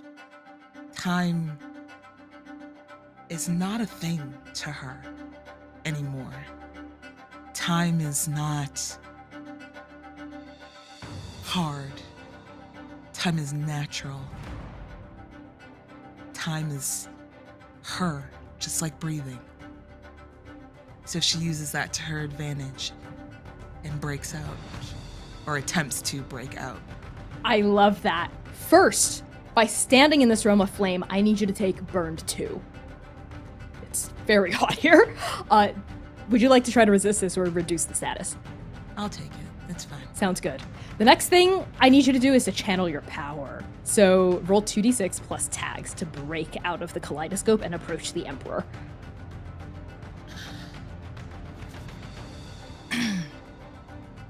Forbidden knowledge, love is power, control of time, threading the journey, shielded by time, created liminals. I will, however, inflict one more time. Fatigued. And doesn't underestimate its power, so that's what, a net 4? Okay, yes. I'm also gonna inflict Disrupts the Journey, because you're kind of locking into your time magic here to kind of like break yourself out, similar to how you broke out of the liminal. That's a plus 3. Yes. I'm also going to inflict Haunted 1, so that's a plus 2. Okay. Yeah, you're still and kind of this is channel power, right? right? Yes, Okay. channel your power, plus 2. Oh, that jumped out. Hold on.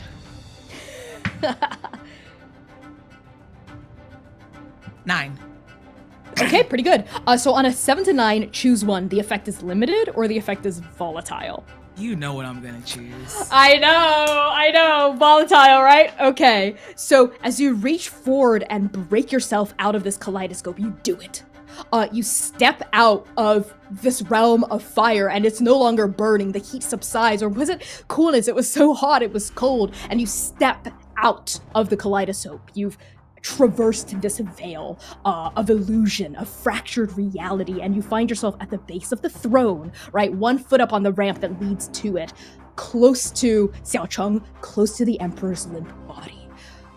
It is volatile, however, because when you break out of the kaleidoscope, everything shatters behind you in a ripple effect and shifts. And Sayer, you feel yourself moving as though along a conveyor belt, as everything about the battlefield just completely changes and shuffles like puzzle pieces, smashing against the ground and then getting swirled around. We see Strike Team Phoenix, who are in the middle of helping the symbols, fighting off monsters, helping Zhiling, Chunxing, Lu Hua, and Lang Hui try to calm the frenzied gods and their peers and colleagues in the city. They also get thrown all around into various different beams of light, various different shattered fragments of reality. And Seir, you get shoved. Let me see.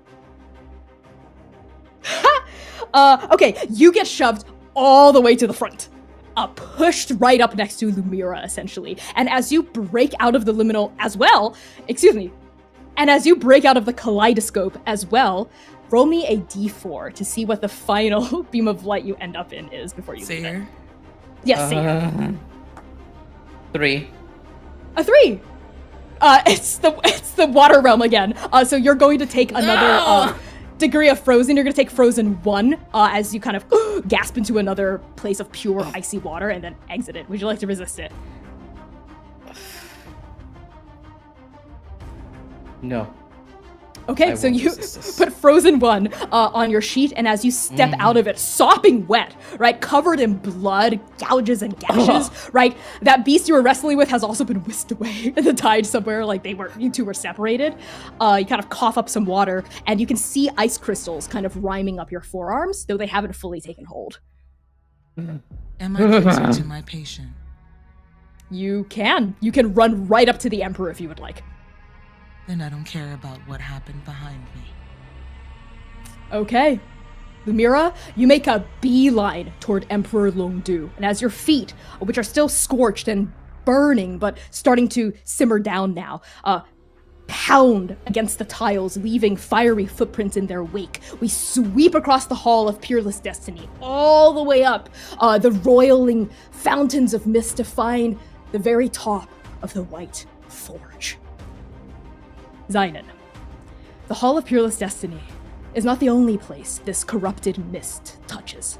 Up here in the White Forge, fog thickens around this fight between you, Yinghe, Naim, and the Forge Master. It blankets this darkened cavern in a blinding sheen of white, pressing against your skin, your hair, your eyes, your very soul itself, trying to find purchase in the cracks in your armor. This is not the liberated mist that sprang from the River Gord, which was full of jubilation, mystery, and wonder. This is the mist that haunted the Dreaming City, the mist that spawned monsters, the mist that preyed on the worst nightmares of the gods trapped within it. This is the mist corrupted by Shuijiang. And as Shuijiang's hammer comes down, it's not at you or even at Naim or Yinghe, it's down onto her anvil. Clang! And as that clang resounds, the mist thickens around your ankles and shins like a white current of water. And as the Forge Master lifts her hammer off the anvil, impossibly, the mist obeys. It swirls around the hammer as though called to the entity influencing it, corrupting it, and Shuijiang's hammer glows bright white. And so does her axe. And then she clangs her weapons together. Clang! And pure white light explodes out of the impact. It sweeps across the forge, slamming into you, into Naim, and into Yinghe, who's picked himself up off from the wall. And as you're thrown back, I need you to take Marked by Death 2. Would you like to resist it? Yeah, because that's going to take me up to 5, so I'm going to resist Okay. 1. Okay, what tag are you burning? I'm going to burn... Oof. Okay, I think it's time to... I think the mist coming up has, again, entered that place of ash and dust, and now this mist again, and an instinct kicks in, his calling survivalist, and he goes to try and grab anything that he can to slow himself. Yes, in fact, what you grab is Yinghe, who shouts to you, Zynon, this is for you, and throws in that beautiful curving blade, patience at you. And your hand is outstretched, and you're able to perfectly grab the handle if you would like, and use the blade to kind of slow being pulled against, like drag it against the ground. Absolutely, he receives it and registers what it is, and feels almost like he can hear Sayre's voice calling him back from this place that he has let himself go to, as he feels patience in his hand and he digs it deep into the forge as hard as he can. I love it. Yeah, you create like a deep gash, and you're pushed back less than Naeem and Yinghe both are as you dig patience in and come to a stop. You look up at the Forge Master. So now I think Yinghe and Naeem are going to act as your allies, and then we'll circle back to you because the Forge Master just acted. Yinghe threw patience at you, assesses the situation, has less of a stake in staying here and fighting than you and Naeem do. And you feel the shadows in this space begin to elongate as Yinghe tries to basically sink the three of you into the shadows back to the hall to reunite the strike teams. But even as shade pulls outward from Yinghe's feet, Shuijiang tilts her head in the other direction, her two weapons glowing, and says, Little shadow, haven't you ever heard the phrase, light always vanquishes darkness? And she clangs her weapons together again, and such blinding light fills the White Forge that it destroys every piece of shadow that could be in here. It's so bright that Yinghe's power flickers and then stutters out. No! And they look up with wide eyes. They've never been cut off from their own shadow before. And Naeem lets in a quick, sharp breath, and they throw out a fan of prayer papers, slips that surge forward like paper birds, and they stick everywhere on Shuijiang's body, and then they connect into each other like a long, sinuous strand of ribbon, wrapping itself around Shuijiang's entire body like a whip, trying to restrain her. And you recognize what this is. This is one of Naeem's most powerful moves. He doesn't use this lightly. It takes a lot out of him. And you see holy sigils glowing red hot on the surface of these prayer papers. And one length of it ribbons back to Naeem as he holds it. He drops the shields to make this happen. And you know what this does, how it works. It's a move that Naeem does to rebuke wickedness. So basically, the more Naeem despises his target, the hotter this paper will burn, and the more damage his target will take. It's a purely emotionally rejuvenated action. And he lets out like a strenuous noise as those sigils glow, and there's almost like a burning sound, like a off of the surface of Shuijiang. But she looks down and very carefully and casually lifts one of her bound arms, and Naeem strains against it, and their heels dig in and they're pulled forward from the strength of Shuijiang just lifting her arm, and she says, I sense it from you, cultivator. And from you, half ghost. The vileness of your anger toward me, the righteousness of your rage. Both of you seek to hurt me, don't you? To make me bleed, to make me regret what I've done. Good. Let the darkness feed you. Let the hatred run through you. It is what makes you strong. Like me! And she flings her arms out and ruptures Naeem's prayer paper and sends him flying back and slamming against an anvil. Naeem! I'm okay! But he coughs and you see blood come out of his mouth. That blood. That's right. Let it flow through you, Zynon. That blood is the last straw. And Zynon can feel that burning sensation, that hot fury that was fueling Naeem's spell rise in him. He looks to patience in his hand, and he can feel rage at oblivion. And he looks up at Shuijiang and runs towards her. And this time, he gets up, pulls his bow, and is going to try and run straight at her.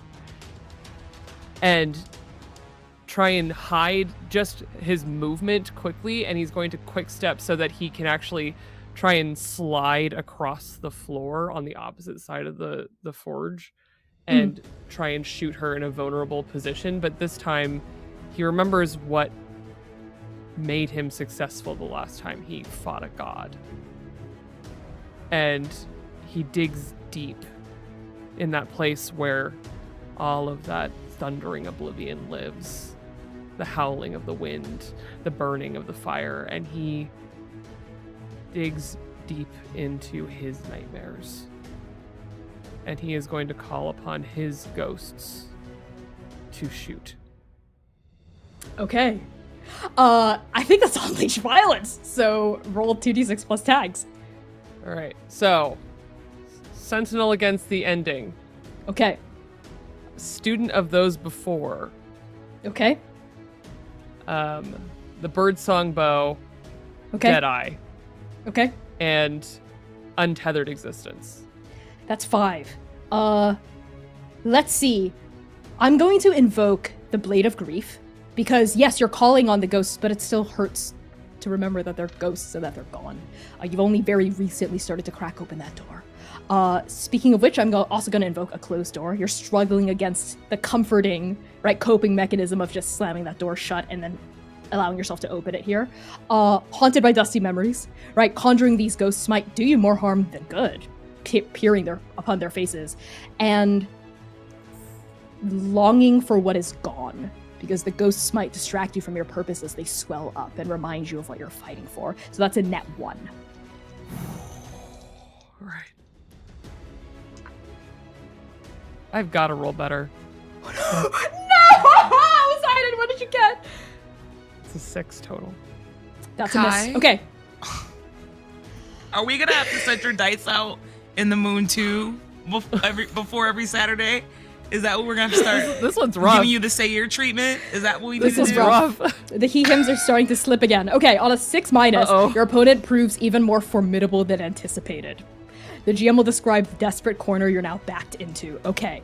Zynon, you pull off what you were trying to pull off with quite a lot of aplomb. I think you slide, you divert her attention, you notch that arrow, and you let it loose, with the memories of the ghosts of everyone you've ever loved and lost swelling up inside you as a chorus, making your aim steady, steady, steady.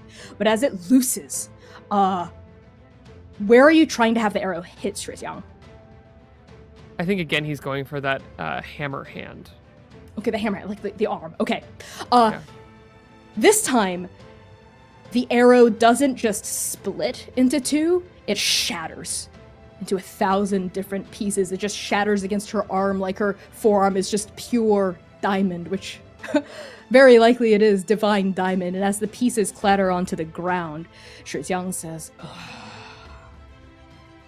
Your wrath is there, but it's not quite been tempered yet. It needs to be quenched in the water of, let's see, loss. and she reaches down as Naeem is struggling to his feet and grabs Naeem by the hem of his cloak and lifts him off the ground. And Naeem's eyes widen. He summons sutra papers that wrap around her arm, but it's like nothing to her, right? It's like these restraints aren't even felt, and she strains against the restraints and they snap, snap, snap like rubber bands as she lifts Naeem off the ground. I want you to watch as I snuff out his light, and let that empower you. And remember your powerlessness in this moment. Let it fuel you. Let it make you strong. And she lifts the axe in one hand and is starting to arch it up into the sky. And Zynon, what emotion is swirling through you in this moment? Faced with all of this, his heart starts to pound, his living heart.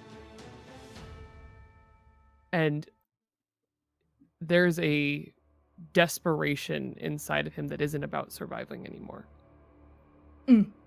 He can feel a tight tether of something fond and beautiful and kind inside of him pull him as I think he slid into the wall taking that very aggressive shot and off the wall, and he can't stop himself from moving forward because in him there is love. Zayden, as the impulse of rage starts to fade against the impulse of love rising, it's like two different sides of you in conflict. The desperation, the fear, the love, the preemptive loss, right? The fear looking at Naeem. And then you hear something whistling down from the sky next to you. And even though there's a ceiling here in the White Forge, the arrow that Artemis told you to shoot into the sky comes down in this moment. It comes through the ceiling, and it is pink. It is pure pink, and it into the ground next to your boot. And as it does, so does a silhouette of Sing. Pure pink, glowing pink, a white mane of hair.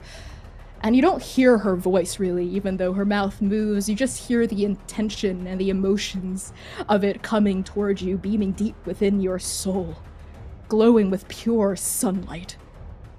And you won't remember what Sing says to you after this moment, but the emotion that her words fill you with is true, and you know what this arrow can do. It can make a god bleed. And Zayn and Esh, above Naeem Zaran's head, and above the Forge Master's head, you see a red X flicker in and out of existence as time seems to dilate, seems to slow down as that axe starts to come down. And I need you to tell me, Zayden, do you notch and shoot this arrow to kill Shrityang or to protect Naeem? A tear rolls down his cheek that he didn't even realize was there as he picks up the arrow to use it as a shield to protect Naeem Zaran. Okay. What does it look like as you shoot Sing's arrow? I think the arrow traces pink in the air as he lifts it, and even though his hat was cast aside a while ago and paces away,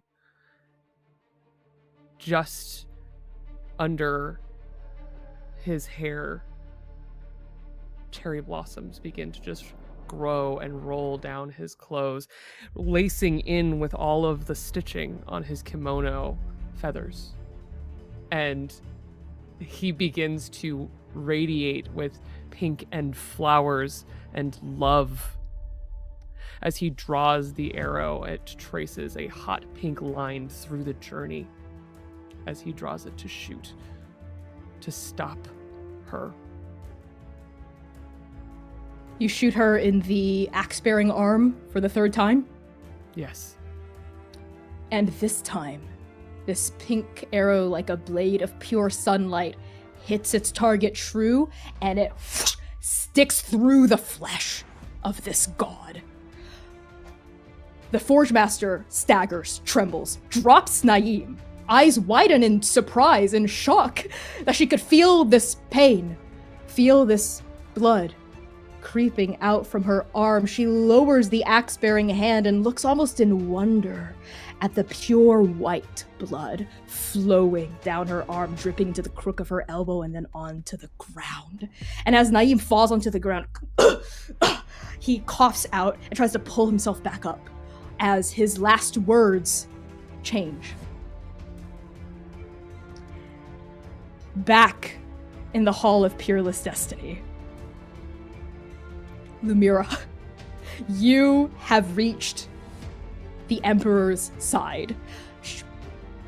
Xiaocheng is right next to you, but they are in a kind of catatonic, monsterfied state. They're kneeling next to the Emperor, but they're not moving. The masterwork sword is still in their hand, but it's limp, almost like the slightest breeze could undo it from their grasp. And their eyes are wide and unfocused, and light is shooting out from them as though they are a prism refracting colors in every direction. The Emperor is right next to them. What do you do?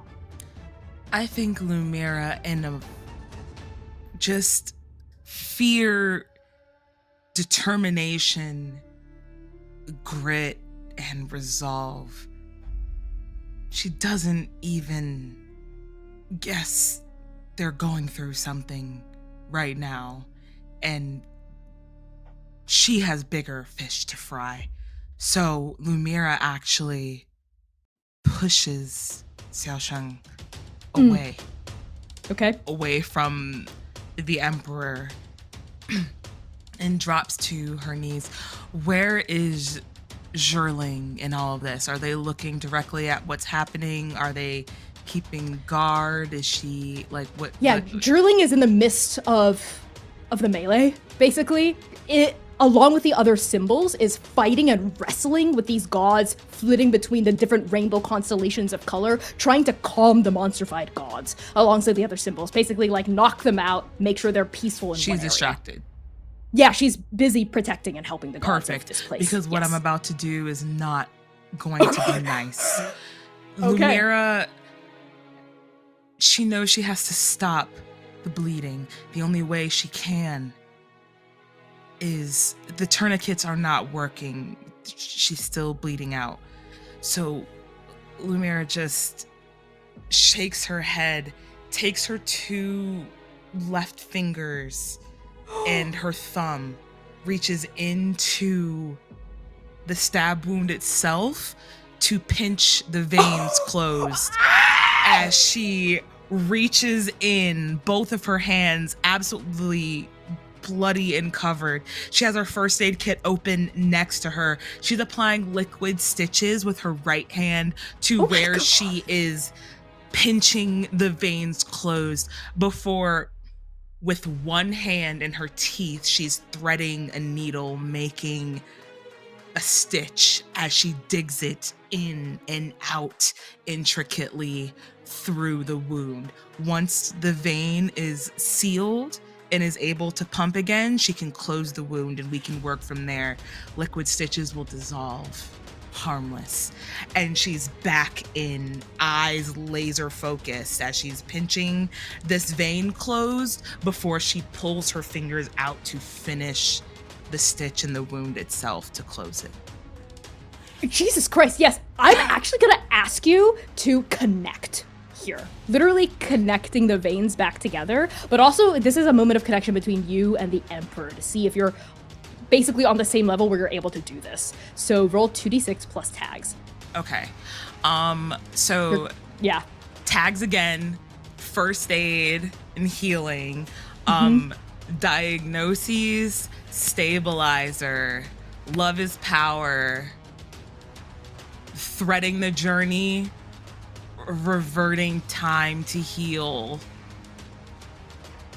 inflicting, fatigued, not needing a stabilizer because I've already given the Emperor a stabilizer period earlier, so I don't have to worry about that. But I will inflict fatigued, as well as doesn't understand this power. Okay, so that's a net of... Sorry, I lost track after like 5. I think that's 3. If That's that's, a the net of case, 3? but I think Okay, yes. inflicted, yeah. If Excellent, it's so 5, plus- then I inflicted yes. 2. Okay. Roll plus 3.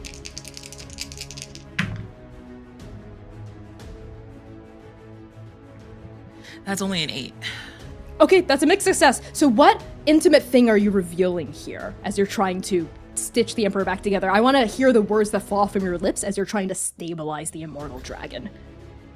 Lumira is she's pinching these arteries together to connect them back, and she's muttering back and forth to herself. Some of it is in a language she doesn't even know she knows, but she knows it. And then it's, not again. I will never lose another person. No one else will feel what I feel. Never again. In her will, we trust. As these words fall from your lips, here is the mixed part of the mixed success. The thing that is revealed that is secret, intimate, or dangerous in return, this is all 3 of them.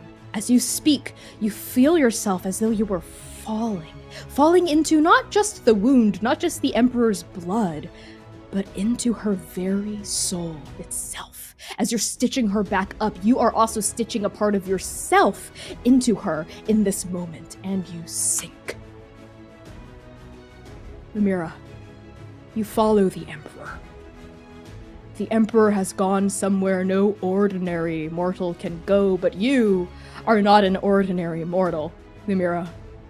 When you opened your eyes upon realizing they were closed in the first place, you find yourself on the bank of a river. Not just any river, an unending river of mist, flowing from horizon to horizon with no beginning, no end. It simply is. And encircling this river, in the form of a limitless boundary, is, well, nothing. Nothing at all. It's not blackness or darkness, it's simply absence. The void between stars, the death of death itself. Oblivion. That's where this river leads, from its unending beginning to its everlasting end, from nothing to nothing. And standing on this riverbank next to you is Emperor Long Du. She looks different than she does in the waking world, different even from how she appeared in the dreaming city. She's wearing armor, lamellar armor with small steel plates stitched atop rawhide. There's a pauldron on one shoulder, carved from purple jade. In the likeness of a snarling dragon, a sword is strapped to her hip and her hair is up in the style of a military general. She carries a helm under her arm with two long, thin feathers streaking out from the top. A set of twins, really. One of the feathers is purple, the other is silver. If Long Du noticed your arrival, she doesn't show it. She's facing this rolling river of mist with deep and weary contemplation. And when she speaks, you're not sure if she's addressing you or the river itself. It's been so long since I've seen the mist like this. And the Emperor sounds younger, more mortal, perhaps. An unbroken river, flowing between our realms, guarding the world of dreams from the world of the waking. It's a reminder that one day, all of us will return whence we came. Seir, as you step out of the kaleidoscope and approach Lumira upon that dais with Xiao Cheng next to her, you see Lumira with her hands elbow deep in the Emperor's chest, stitching her together, and then you see Lumira slow and freeze. She stops moving, almost like she's fallen asleep while still awake. What do you do? Sam looked like they wanted to say something. Yes. Yeah, I was gonna add something in on the end of that as well too. I think Please do. We'll edit it in the When- podcast. Lumira recognizes that it's oblivion. The mist of oblivion that she's looking out to. I think it even takes her a second before she even recognizes or acknowledges Long Du is standing in front of her. And Seir, you hear it clear as day. Sing! Sing! Sing? And Seir, in the waking world, you see Lumira's eyes are unfocused, like she's dreaming while awake. But Sing's name falls out of her lips. Not loud and strong the way she does it in this dreamscape, but whispered almost, like a prayer, a desperate hope. What do you do? Sayer falls to his knees right by Lumira because he will always be there when she calls. And he cups his shaky hand over her blood-covered hands, and all he can muster out is, "I'm here. I will always be here. I will not leave your side.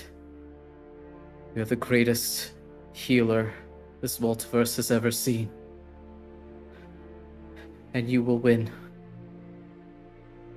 And she will be so proud of you.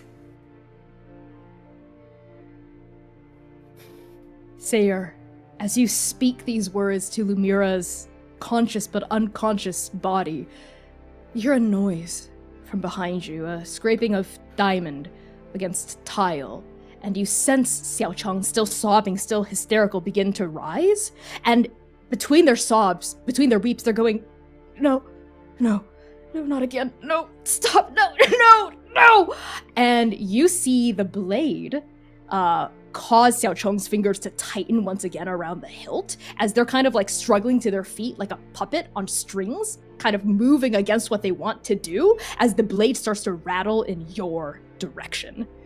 And not just your direction, in Lumira's direction, in the Emperor's direction to finish the job it started. And in this state, Lumira is sunken into the river. She's completely defenseless. You are the only thing between her and the Emperor and oblivion. Forgive me, Mira. I must do my duty to you. Allow me to leave your side a moment. And if it's okay with Sam, Sayer presses his lips onto your blood-tipped golden fingers. I would never deny you that. And he gets up,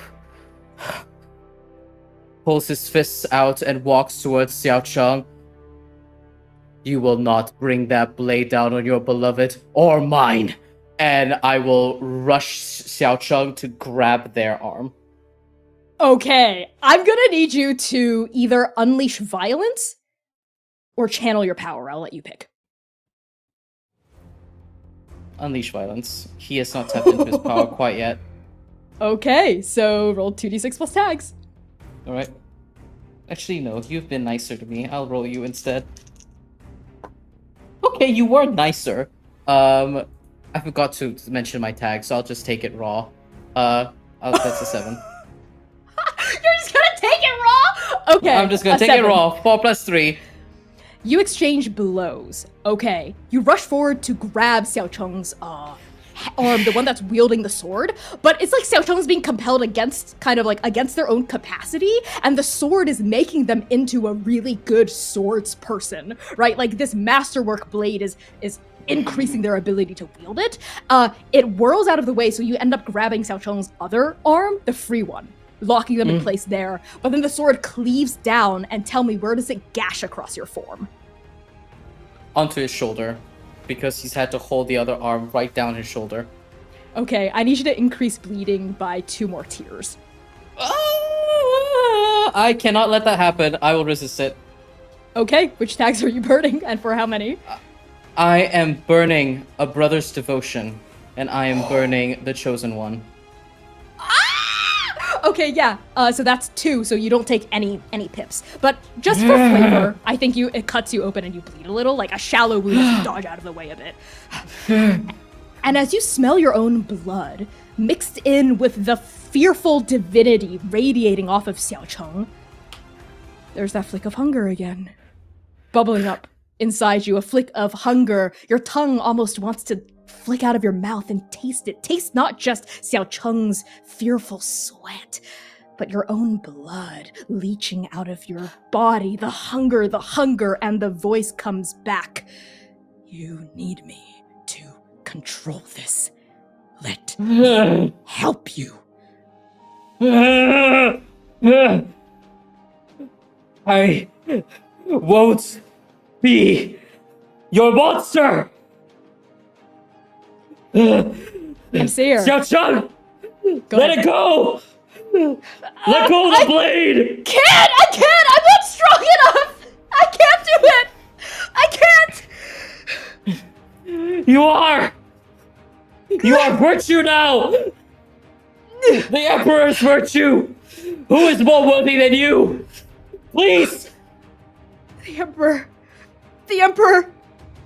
I can't let her die! I can't let her die! Not again! Not again! And both you and Xiao Cheng are fighting against your weakest selves, your worst selves, your most terrified selves, letting that come out in the baring of your teeth. And I need you to tell me, as you're trying to fight against this omen within yourself, this hunger, do you bite down on your own flesh or on Xiao Cheng's? My own. Okay, the hunger is too great. You cannot suppress it any longer. Where do you bite yourself? Right on his forearm where the tiger stripes are. Sayer just sinks his teeth into it, and as he sinks, Connie, if I may, the fangs and the teeth that rupture out of his jaw, the bones cracking, are that of a shrine dog's, snapping outward, the tusks bursting out of the bottom half of the jaw, and his entirety of his arm become covered in thick white fur as he bites down onto his arm. That startles and grounds Xiao Cheng, seeing you resisting this urge, resisting this darkest part of yourself, bearing it down on yourself instead of letting it lash out to them. It seems to fill them with a kind of strength. And though they just cried out that they weren't strong enough moments ago, they pause. And the longsword in their hand begins to rattle. They look down at its diamond edge. And then Ansha is by their side, part of their goose feather hair on fire, the other half of their body completely drenched, chrome plating still on their boots, having staggered out of the kaleidoscopic battlefield. And Ansha places a hand on Xiao Cheng's wrist that's holding the blade, and with their other hand, they hold the blade itself and start to tip it down gently, even as the blade bites into the demon's palm, even as Ansha starts to bleed pure black.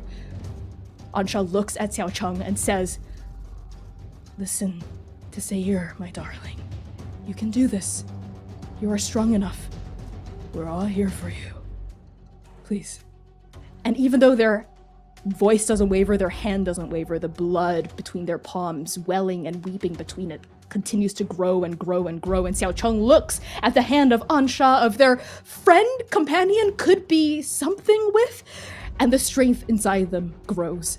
And it grows, and it grows, and they look at you, and the strength grows, and we cut to the White Forge.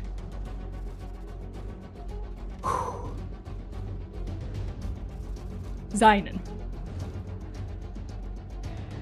You have made a god bleed. And now that god's attention is completely fixated on you.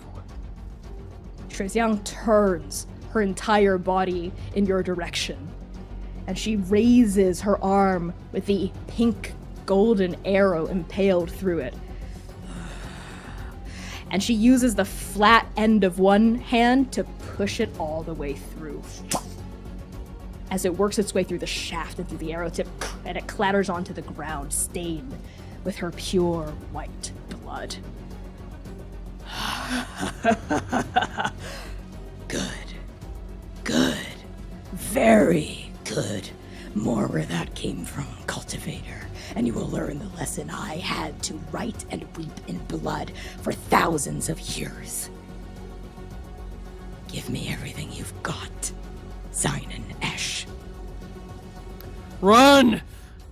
And Zynon goes forward and tries to not only make his shot a shield, but his body between the Forge Master and Naeem.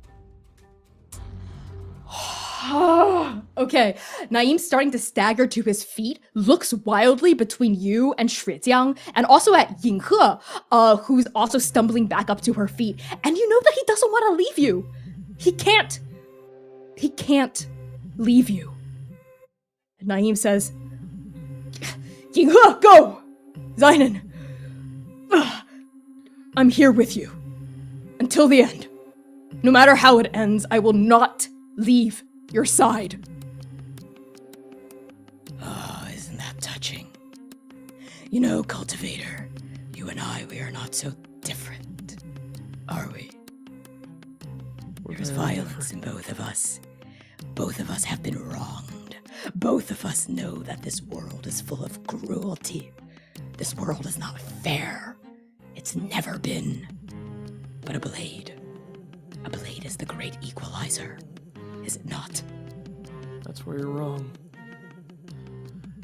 And Zynon, as he's staring her straight in the eyes the whole time, this god that he made bleed, this mortal man, he begins to reach his hand down, and those cherry blossoms begin to fall off of him. And he steps forward, and his hand begins to turn to salt. No dust, no mist. He just begins to fall apart the same way he was, a month ago. A ghost made of salt, walking in a blade at the hip of the patron saint of mortals. He lets go because where he is, they are. And Zynon would like to call a wall of ghosts to stand between the Forge Master, Naeem, and Yinghe. Okay, that's gonna be channel your power. So roll 2d6 plus tags. All right, so Sentinel against the ending. Okay, Farm boy, okay, a student of those before, okay, the mentor, okay. untethered existence, Yep, and grief's long shadow. that's 6. I think you already know what I'm gonna invoke. I'm gonna invoke Yeah, Haunted let's by go. Dusty Memories, Longing for What's Gone, the Blade of Grief. And let's see if you have any statuses. Oh yeah. Yeah, I'm gonna say Wounded. Wounded 2. So that's a +1. Great. I'm using different dice. Okay, manifesting something good. That's still a +1. Let's go. 7. Okay. Better than a 6. Better than a 6. So on a 7 to 9, choose one. The effect is limited, or the effect is volatile. Come on, Connie. Oh, I know. It's like a false choice. The illusion of choice. Everyone's gonna pick volatile, right? Okay. Yeah. What do the wall of ghosts look like as they flare into existence around you? Who specifically are you calling on? I want names. I think it begins with Sing. Okay. And then next to Sing, Azalis, Dom, Pyrrha, Ija, Sorna. In that order, they just begin to side by side, shoulder to shoulder with him. I love that. And their forms are translucent. They're not fully here, and yet they're still here. Immaterial, but material, remembered, but not forgotten. Half-lived, half-gone. These ghosts flare into existence around you, protecting Yinghe, protecting Naeem, forming a barrier, a wall, penning just you and Shrijiang in with each other, so your friends can be protected.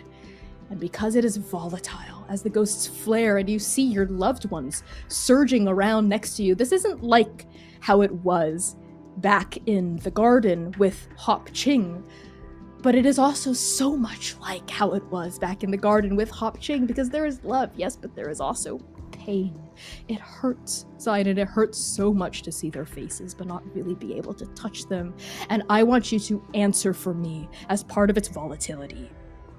What part of you do the ghosts keep forever?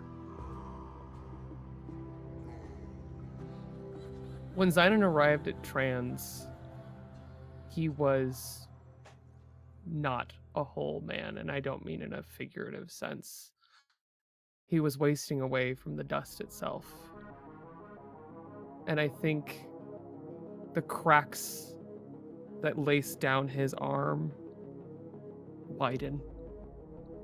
They keep that part of him, and they open windows into a ghost. Remind me which arm that is? For no reason. It's his left arm. Okay. Noted, thank you. Terrifying. The cracks widen in your left arm as the ghosts thicken. Around Naeem, around Yinghe, hemming just you and Shrijiang in. So this is how it'll be. So many ghosts haunt me, Zaida and Ash. So many that I've almost forgotten all of their names. I was a mortal woman once. I had a wife. I had a child. I've outlived both of them. And I'll outlive the God Killer. And I'll outlive the second devouring too. Because the trait that has seen me through all of this has been my ability to see the truth. Which is that deep down, we're just vessels of violence and cruelty and destruction and hatred. And with every word, Shrityang is beginning to approach you, with hammer and axe drawn in either hand. And as her feet fall down toward you, on one of the boots, hitting against the ground, we cut down to the river. The banks of the River of Mist, Lumira. Lumira, the Emperor, much younger than you've ever seen her, much younger perhaps than she has been able to remember in quite some time for herself, has just addressed you, has just mused upon what this river means, where it goes, where it comes from. How do you respond? After Lumira comes to, she was searching for any semblance of sing amongst oblivion. And much like Sing, much like her home, much like her world, her everything, it is erased, swallowed up, and empty. And she focuses back on Longdew.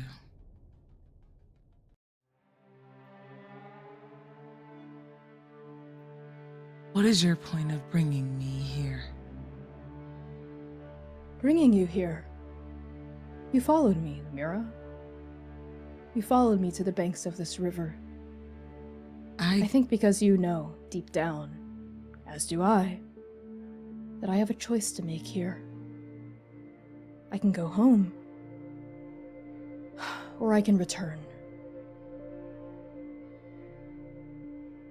What? And I think for a second, Lumira gets flustered and she gets ready to unload everything. Why would you choose to leave?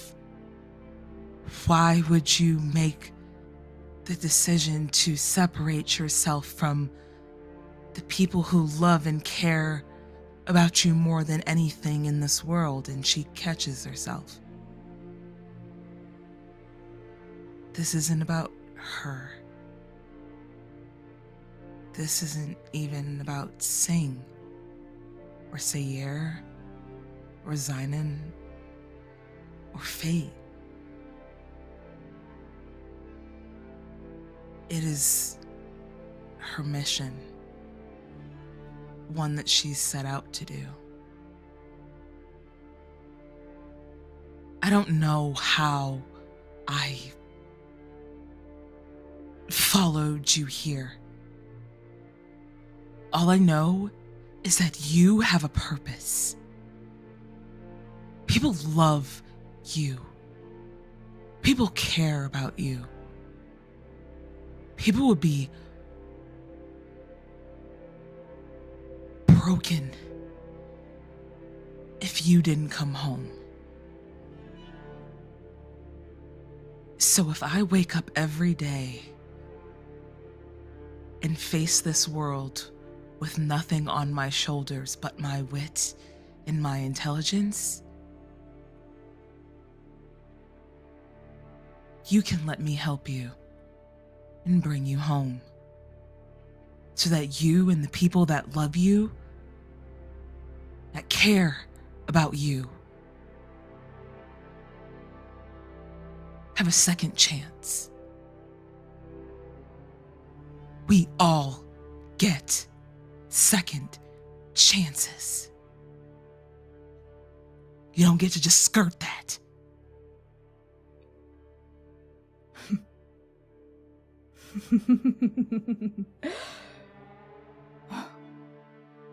You're right. I know I am. Hmm. Very rarely am I wrong.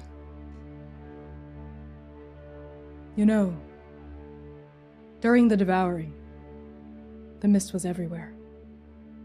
It flowed freely between the ghost realm, the cradle, and the city of heaven.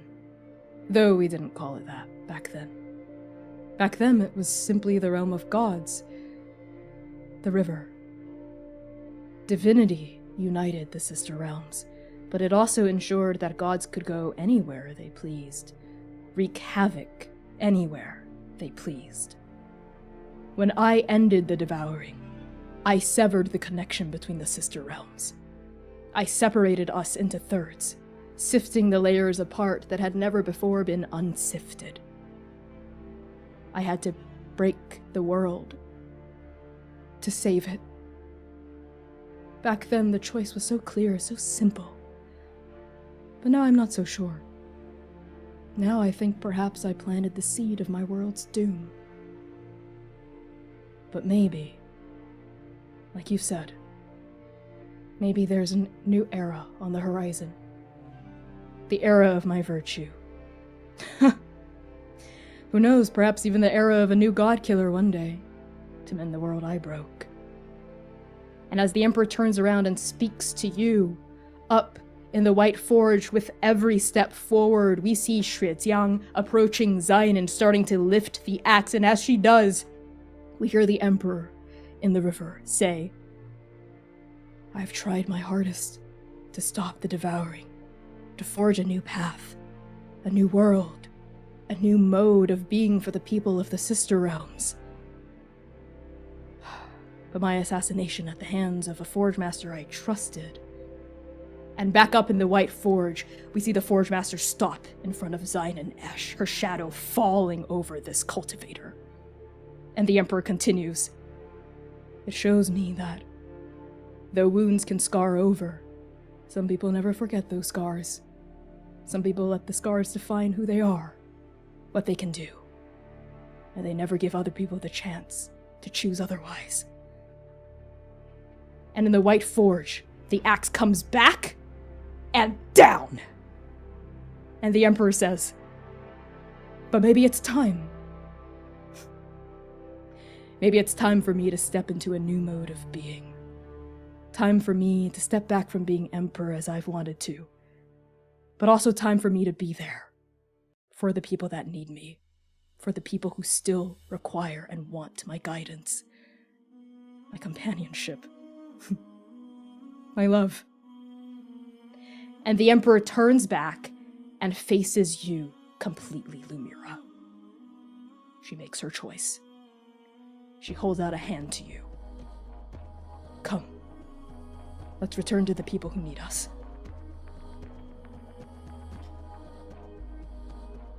I have never left them. And they will never leave me. And Lumira will grab their hand, wading deeper into the water. Now is our time. And Lumira, there is an explosion of magic. Sound and light, music and song, hope and choice resonate outward from the sandalwood throne. When the Forge Master's sword slipped between the Emperor's ribs and severed her soul from her body, Longdu had marked her 5th strain. And now, she has finally reached a decision about whether she succumbs or perseveres. Because this might be the city of heaven, transformed now into a city of mist. But Long Xiefeng has only ever played by the rules of her own game. The rules of the God Killer. And as Longdu gasps back to life and opens her eyes, she says, "I choose when I die." And now, I'm going to roll 2d6 to persevere. And I'm using Sing's dice. I don't know if I can help, but is there any way I can help? Boop, boop, boop, boop, boop. I love the impulse, but this is completely up to fate. Fair No enough. modifiers, just rolling. Okay. As the God Killer opens her eyes and returns to the world of the living, a massive shockwave of magic emanates from the sandalwood throne. She'd rolled an 8. A holy number. By all accounts, that is a mixed success. So on a mixed I need to know my own rules. Yes, okay, let me just retcon really quickly and just try that from the top. That is a hit.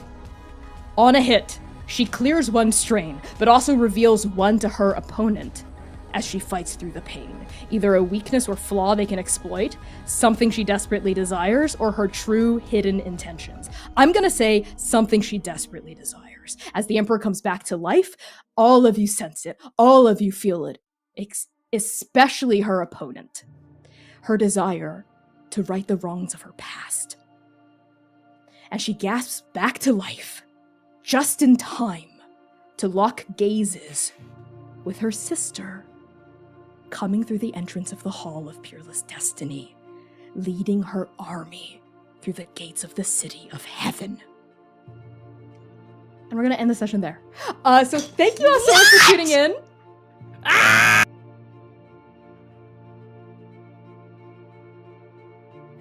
Thank you all so much for tuning in to this very special part 1 of a multi-part boss fight of Arc 2 of the Chaos Protocol. I've been Connie Chong, your very sweet, good GM and creative director. Pronouns they, he, and she. Find me across the internet at by Connie Chong, BYCONNIECHANG. I'm going to pass along introductions to Val. Valiant Dorian needs to hydrate. Hello, everybody. I'm Valiant Dorian. I use he, him, his pronouns. You can find me on the internet at Valiant Dorian or also Spirit Bear. Please enjoy that lovely treasure I just set you on. And tonight, I had the distinct pleasure of playing Seer, making paths and doing better, who uses he, they pronouns. And I'm going to pass it over to Dad of the Hour. Hi, everybody. I'm Kai. I use he, they, and she pronouns. You can find me all over the internet as Estelle of Imladris. And tonight, I played the still alive, maybe, Zynon Esh. Alive in quotes. It's fine. He's doing great, everyone. And I'm gonna bounce on over to the journey's baddest bad bitch of the hour. You already know who it is. Hey everyone, I'm Samstar. Damn, I haven't been doing this for so long already. This threw me off of my entire outro. She, they, and Faye pronouns. You can find me all across the internet at Lust for Life X. Follow me on there for all the cool stuff I get up to. Tonight I have had the 100% utmost pleasure of playing our favoriteest bad bitch in the world, Lumira, who uses she, her pronouns. We're gonna send it back over to the boss to send us home. It's me, the boss, sending us home. So 2 things. 1, we're going to stream again next week. That's going to be 4/27, 8 p.m. US Eastern Time, as always, right here, right now on Transplanar RPG, on Twitch and YouTube, and on my TikTok at @ByConnieChong. The second thing is we're going to raid someone really awesome right now, most likely, no doubt. So use our raid message in chat. Tell them what we just went through. This was an emotional tribulation that scarred all of us positive together, which was really lovely. Tell them about us, support their stream, tell them Transplanar sent you, use the raid message in chat. And the third secret thing is to push our Patreon. Just one last shout out. We're going to be recording a talk back about what happened this episode, and patrons get exclusive access to that talk back. So if you want to see my players scream and shout at me, you know what to do. For as little as $3 a month to get access to our posts, and $8 a month to get access to our talkbacks. Okay, C's giving me the wrap it up sign backstage, so I'm going to wrap it up. We love y'all so much. See you next week at 8 p.m. US Eastern Time, and Bijou.